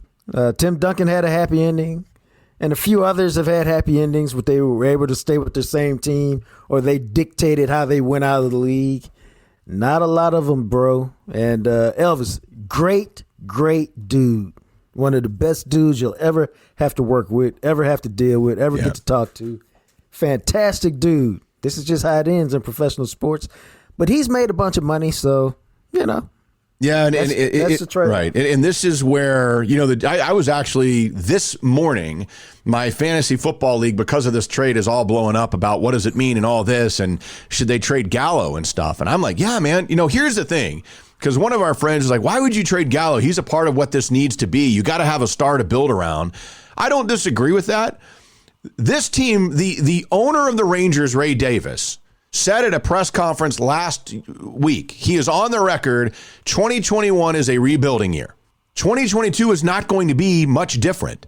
They are at least 2 full seasons away from realistically being competitive in the American League West, much less the grand scheme of the American. They may be the worst team in baseball. They were damn close this last year. They probably will be worse this upcoming season, which is fine. But it's going to take a couple of years to get out of that. So here's my thing. Gallo has this season and 2022, he is an arbitration year. Right. So if you're going to go into that arbitration year and you're going to keep him, then he's a UFA, unrestricted free agent. So he'll be 29 years old. He's going to want a 7 to 10 year deal. Do you want a guy, because you have an example, and granted, everybody ages differently. Elvis Andrus, everybody's like, well, that makes sense. Elvis is 35, 36. It's just time. Elvis just turned 32. Do you want to sign Joey Gallo to an 8-year contract at the age of 29, going into his age 30 season, to where you're on the books for him? Because if he starts to fade after 32, 33, then more than half the contract, you're paying this dude a colossal amount of money. Yeah, bro. And I'm tired of paying these big ass contracts when these guys come up for them like they did. I mean, Elvis, I think that's a little unfair probably, because he signed an 8-year deal that expires in 2022. And I think you probably got about 4 years of good Elvis in the last couple of seasons, not so much. And now they got 2 years left of him where you got to sit him. I'm telling you, it's the nature of the beast, but you have to do it at the time if you're of a certain team and you want to stay competitive. That's the price of staying competitive. The deal is you got to win when you do that. When you win, it's all good. When you don't, you get what you get, and you end up talking about stuff that we're talking about right now. And then, of course, the other big move with the Rangers, and those of you who are still smoking whatever hallucinogens that you use that thought that Nolan Ryan was the reason why they won all this, had success, and that JD has never done anything, you're going to hate this, because John Daniels will continue to be president of baseball operations, and they have hired former Highland Park product, former Texas Ranger, the 6'10" Chris Young is now the organization's general manager. He's been in the commissioner's office the last 2 years, serving as the VP of on-field operations. So he has kind of gotten to see how 30 different teams, including the Rangers, operate, what has worked and what hasn't. And this is going to be really interesting because, believe it or not, yes, they had success with Nolan and JD, but guess what? They also had success with JD and AJ Preller and Thad and those guys. And when they left and went to San Diego and Minnesota, respectively, JD has not had that other guy. They believe that now Chris Young can come in and work like that, much like because I can throw out a name that some of you, why not go get him? Theo Epstein from Chicago. How many of you, raise your hand, knew that he was not the general manager the last 8 years? Ha! How about that? He was in the same role as John Daniels as president of baseball operations. In the last 8 years, their general manager in Chicago has been Jed Hoyer. See? I like this move. I think it's great. I'm very interested because apparently Chris Young, he's a Princeton guy, much like Jason Garrett was. True that. Very smart. He's 41 years old. He is a pitcher, so he knows pitching. Perhaps that will help in some way improve the pitching prospects and how this organization chases pitching and develops pitching. I don't know, but this is a dude, I mean, think what you will of Manfred, the actual baseball commissioner, but Manfred is on the record of saying that this is a colossal loss in the front office of Major League Baseball, and he has a huge, very good reputation coming in as a general manager, even though he's never done that before. He now can kind of learn the ropes from JD. I think this is a great move for the future. Dude, when were the Rangers at their best? When were they winning? 2009 to maybe 2016 or so. Right. Off the top of my head. Why were they winning, Matt? They were winning because they had who? JD, Thad Levine, AJ Preller, Scott Service, all of whom, Don Welke, who's passed on. All of those dudes, look at where they are now. One of them's running the Padres, Preller. One of them's running the Twins, Levine. Service is, he's either with the Angels or with the Mariners doing some big-time job. Welke was he was with Preller up in San Diego. Dude, you had a squad around you. You had a think tank around you. Right. You know how easy it is to make good moves? Right. When you got 5 smart people around you? Dude, it's a machine. Look at all those cats from Microsoft, man, when they put that thing together. Okay, are we all surprised that they did it? Look at what they all became. No. So when you got great minds around you and they're your crew and they're your boys and you're all working together, man, success can come to you. And when those guys get picked off because you are successful, right, the hardest thing you can do is replace them. That's the hardest thing to do. Very true. And I've always thought the Nolan thing was wild because people who cover the team, that are around the team every day, will tell you straight up that the reason they won, yes, Nolan was a part of that, but without JD being there, it wouldn't have happened as well. And for whatever reason, and I get it, Nolan is this mythic figure for Texas Rangers baseball. That's great. And they went to the World Series when he was the president and the CEO of baseball operations and all that. That's fantastic. But to act like JD has never done anything blows my mind. I mean, is it JD's fault that they blew the lead in the ALDS in 2015? Is it JD's fault that they had I believe it was the best record in the American League the following year with 95 wins and they got swept by the Blue Jays? Maybe you blame him for that. I don't know. But he made moves during the season to build those teams into contenders and really kept open a window that I think people forget how bad 2014 was, when they didn't even win 70 games and people are like, oh, it's done. And then he extended that for another couple of seasons and he doesn't get any credit for that. And yes, I get it. They suck and have not been good for 4 seasons. And I think you can point the finger. Obviously, it has to. If you're going to take some credit, you got to take the blame as well. And JD deserves some of the blame for some of the things that they've done that haven't worked out, the contracts, the moves that haven't worked the last 4 years. But they're going into a rebuilding.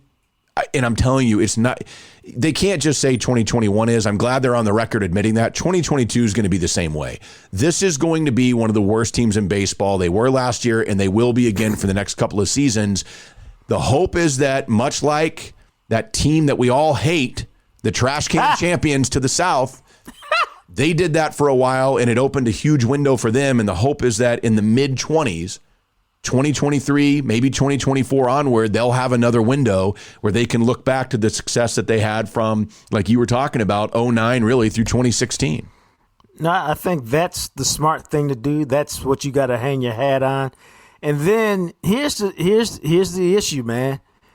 When you tank, and that's really what they're doing. This is no big secret.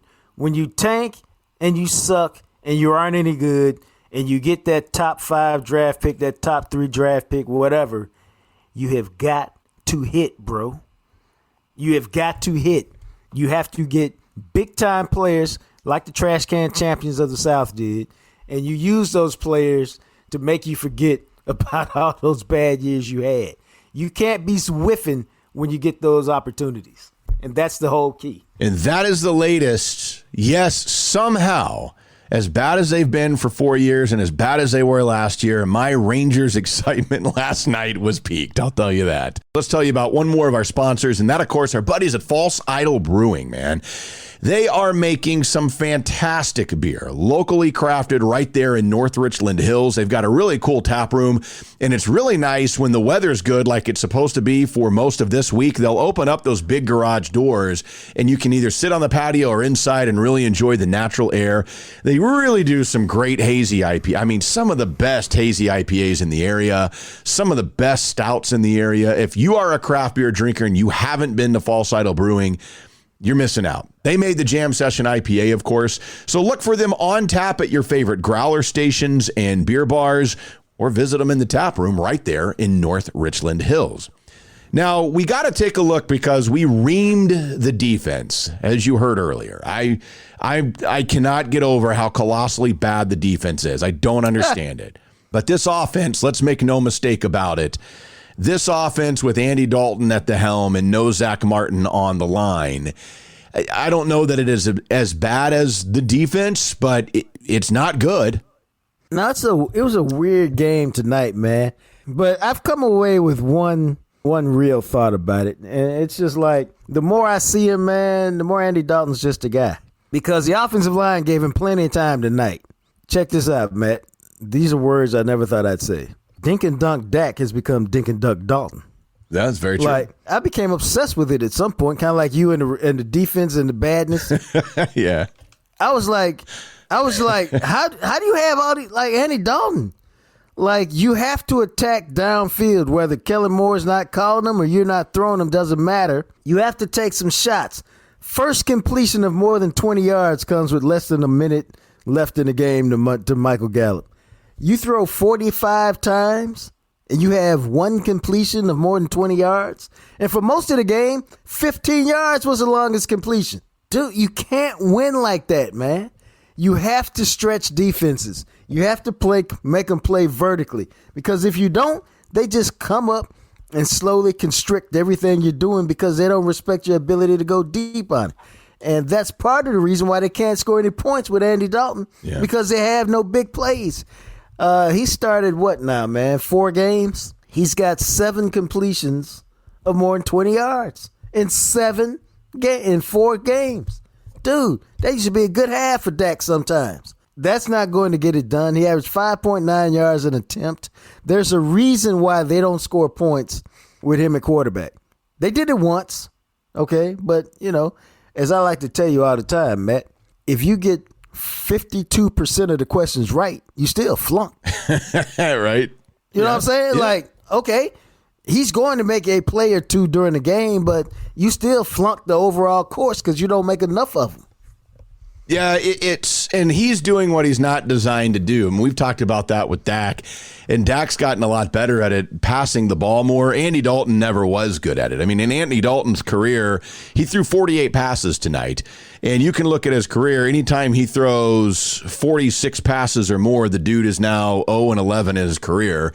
Anytime he throws 42 passes or more, he's done it 27 times in his career, he's 4-21-2. I mean, he's just not a quarterback that some quarterbacks can be, but Andy Dalton for sure as hell isn't a quarterback that is designed to be a volume thrower. And we saw that tonight. And you look at the season, as you pointed out, that he's having with Dallas, and man, you talk about dink and dunk, and he has actually been in 6 games so far this season because he came in the New York Giants game, and then this was his 5th start of the year. So in his 6 games that he's played in this year, or I guess this is his 7th game of the year because I forgot he threw 1 pass in the Atlanta game, whatever. Do you realize his yards per attempt is 5.7? For when? For 2020. Is that right? For his entire 2020 6 games, and then I'd have to do the math on tonight, but that would lower it because tonight was his 7th game. Well, tonight he was 5.9, so he actually did pretty good tonight. Yeah, and that's horrible. That's bad. I was going to say, that's really worse than horrible, so it'd be like horrible, but it's awful, man. Anything less than 7 you get the side eye on, and the best quarterbacks are like 8.5. Right. I think as a matter of fact, I need to go see what Dak was. He was like close to 8.5. I mean, 5.9, you can't even win with that, man. No, you can't. I mean, for comparison's sake, Dak was at 8.4, which is still third in the league because he qualifies because of attempts, I guess.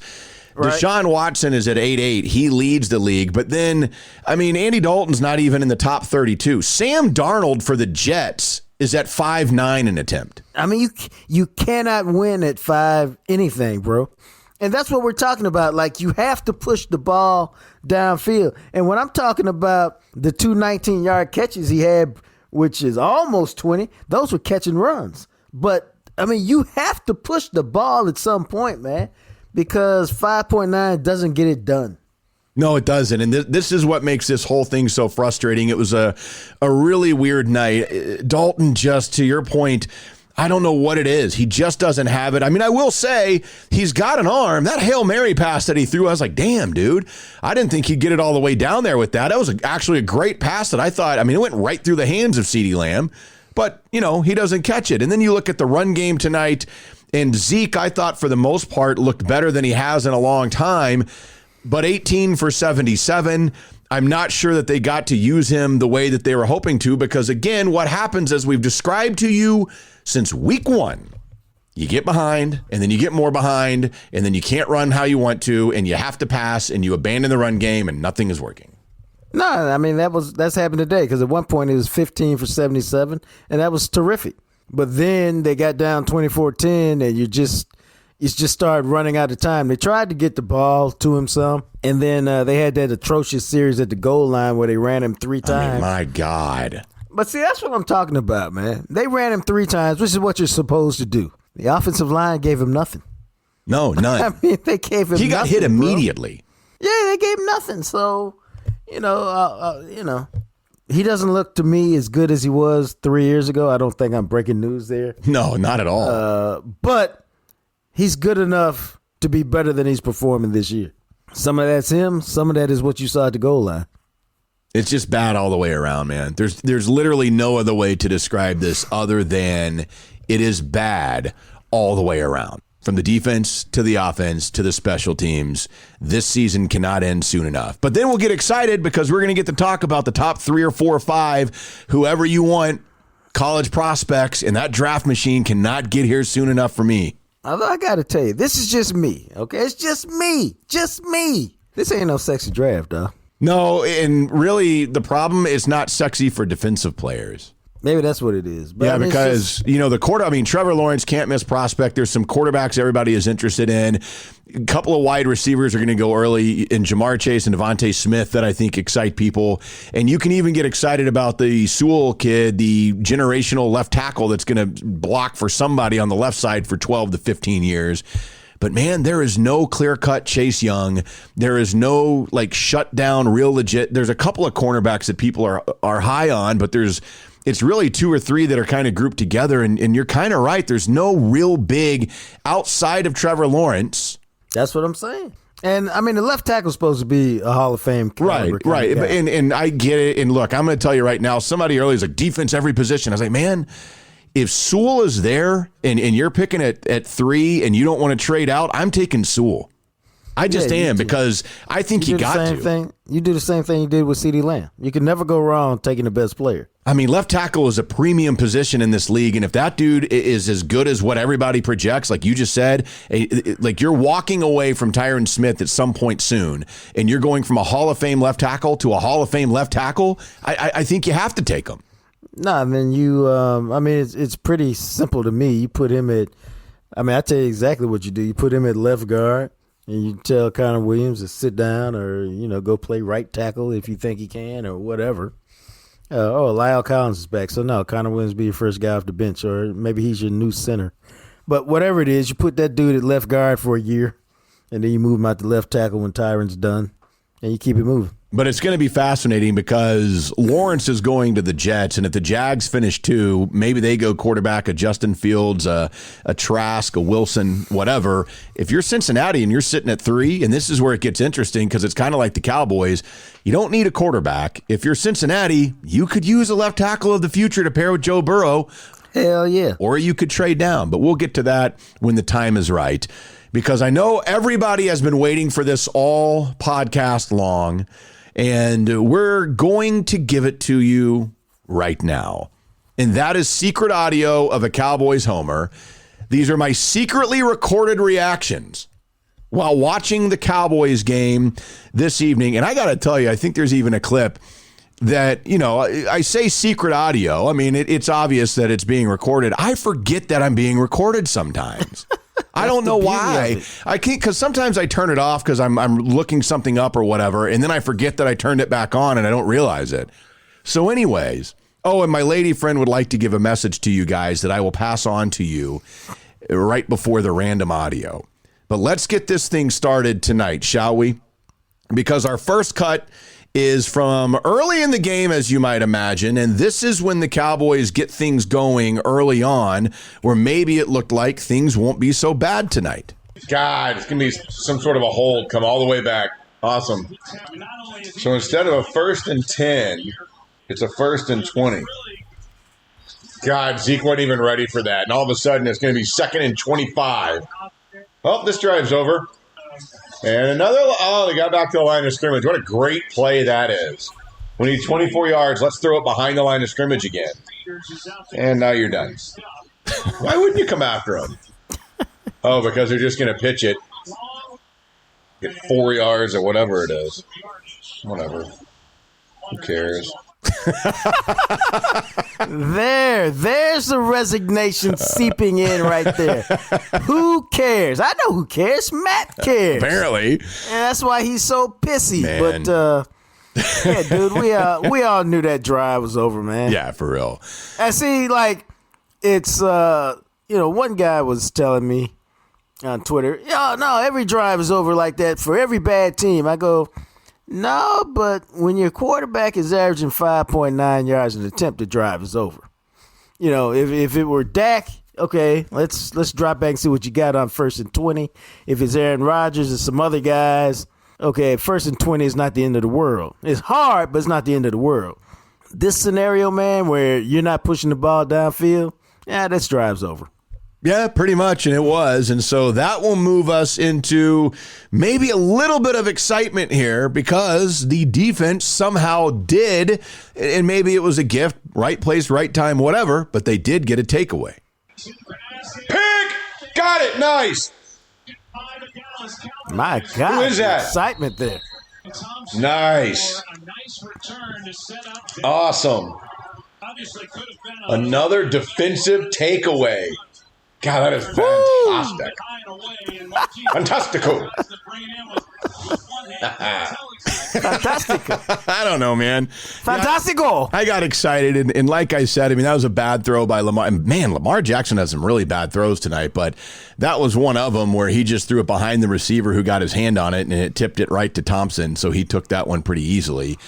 So that would take us from the Thompson pick to Lamar Jackson. And if you're the Ravens, why not go for it on 4th down? I don't think any of us thought it would be this easy. I certainly did it. But here's the Lamar Jackson 37-yard touchdown run.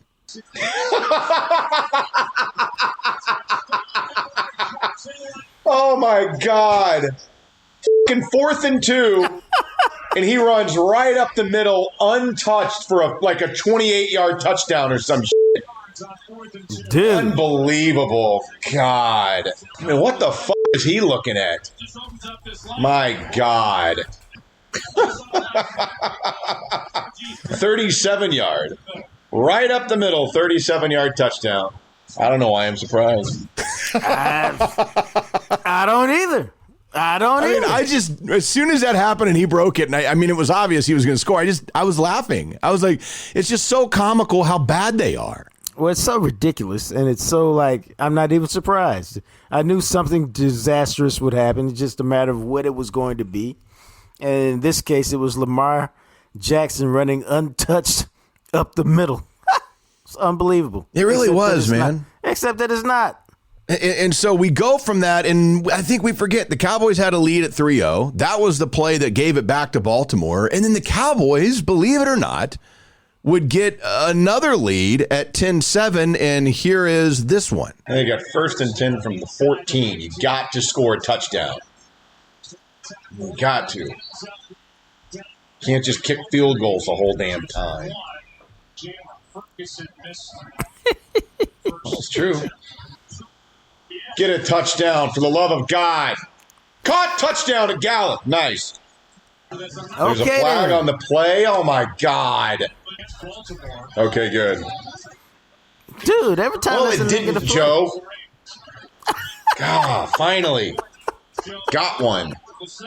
Something, I guess. Something, I guess. I mean, you just can't assume every negative play is going against you, bro. What? Oh, with this team? I think if I bet on it, I'm a 90% winner that every negative play goes against us. You're right, 10% of them don't. I just assume, great, well, this isn't a touchdown. I was wrong. You need to be more positive. You're right. I need to get that back in my life. That's a fair point. I'm supposed to be the negative one. Okay, well, it doesn't get much better. I don't know how much positivity you'll hear on this one because this was J.K. Dobbins with a big run of his own. Right up the middle again. And if he keeps his feet, there he goes. God. What gain is that? 200 yards? The team sucks. 36 yards. Awesome. I mean, they don't understand the scheme. They don't get it. They don't know where they're supposed to look or what they're supposed to do. Jesus. 121 yards rushing. And they're 17 minutes into the game. That's exactly what I thought, man. I started tracking it early, man. I was like, they can go get 300 today. And they would have. They just ran out of time, bro. Yeah, I mean, 294, damn close, and only twice in Cowboys history have they allowed 300 or more. Got to see one of those earlier this year, so that was fun. So we move on from the J.K. Dobbins play, and this is the second touchdown for the Baltimore Ravens to put them back up 14-10 here. Well, you know they're going to score. Why would you? Oh, you'd pass because of that. Guy's wide open. F***ing easy, man. Wide open. It just does not get any easier than playing this defense. They're fucking atrocious. They're horrible. God. How do you have a guy that wide open? I mean, these guys don't have a clue where they're supposed to be on the field. They just don't know. They don't know what they're doing. God. It's true. You can't convince me they know what they're doing. No, dog. It's you know. They're pathetic, man. And they drive you crazy because they're so pathetic. They really do. They really, really do. So we will go for that. We got 3 more cuts and then the random cut. And this is, once again, I believe this is the J.K. Dobbins where he breaks a 30-yard run to go with the one that he had earlier. There he goes, right around. Is he going to score? Right through the defense? Oh, he couldn't cut back in. Otherwise, he would have had the easy touchdown. They're going to give up. They're going to get f***ing slaughtered in the second half. A 30-yard gain. Oh, my God. I'm going to lose my mind. That's their third run of 30 yards or more in the first half of an NFL game. How do you not fire the whole f***ing coaching staff? They're averaging 11 yards a carry in the NFL. I don't even do that on Madden. Nah, dude, it's ridiculous. I mean, the run fits are so bad. I mean, like, you know, me and I think Archer put a tweet out there at one point and said, I have no idea why Baltimore doesn't just run every play. I was wondering that. At some point, they're going to bust a fit and you're going to ramble off for, 25, 30 yards, man. I mean, they averaged 8 yards a carry today. 8 yards a carry. How do you this isn't college. This isn't Texas State playing Alabama, okay? Which makes sense. This is 2 NFL teams playing against each other.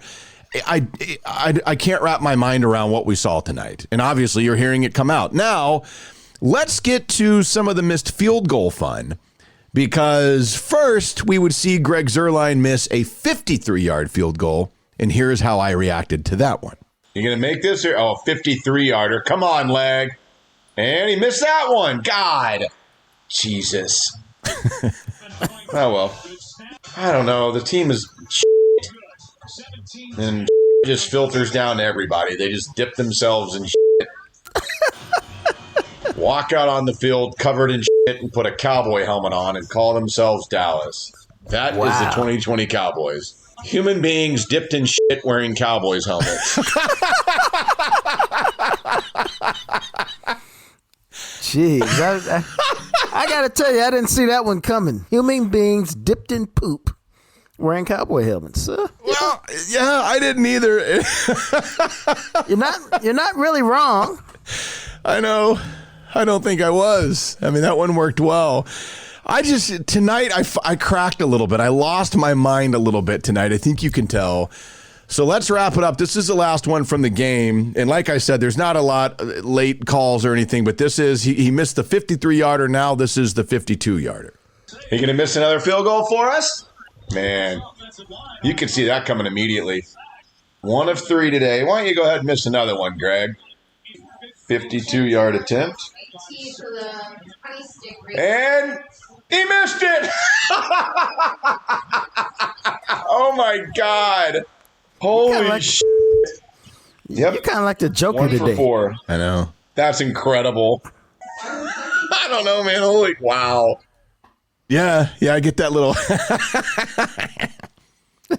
I get a little maniacal on my laugh. That's actually a real laugh, by the way. And so we will move into the cut of random audio. There is a bunch tonight.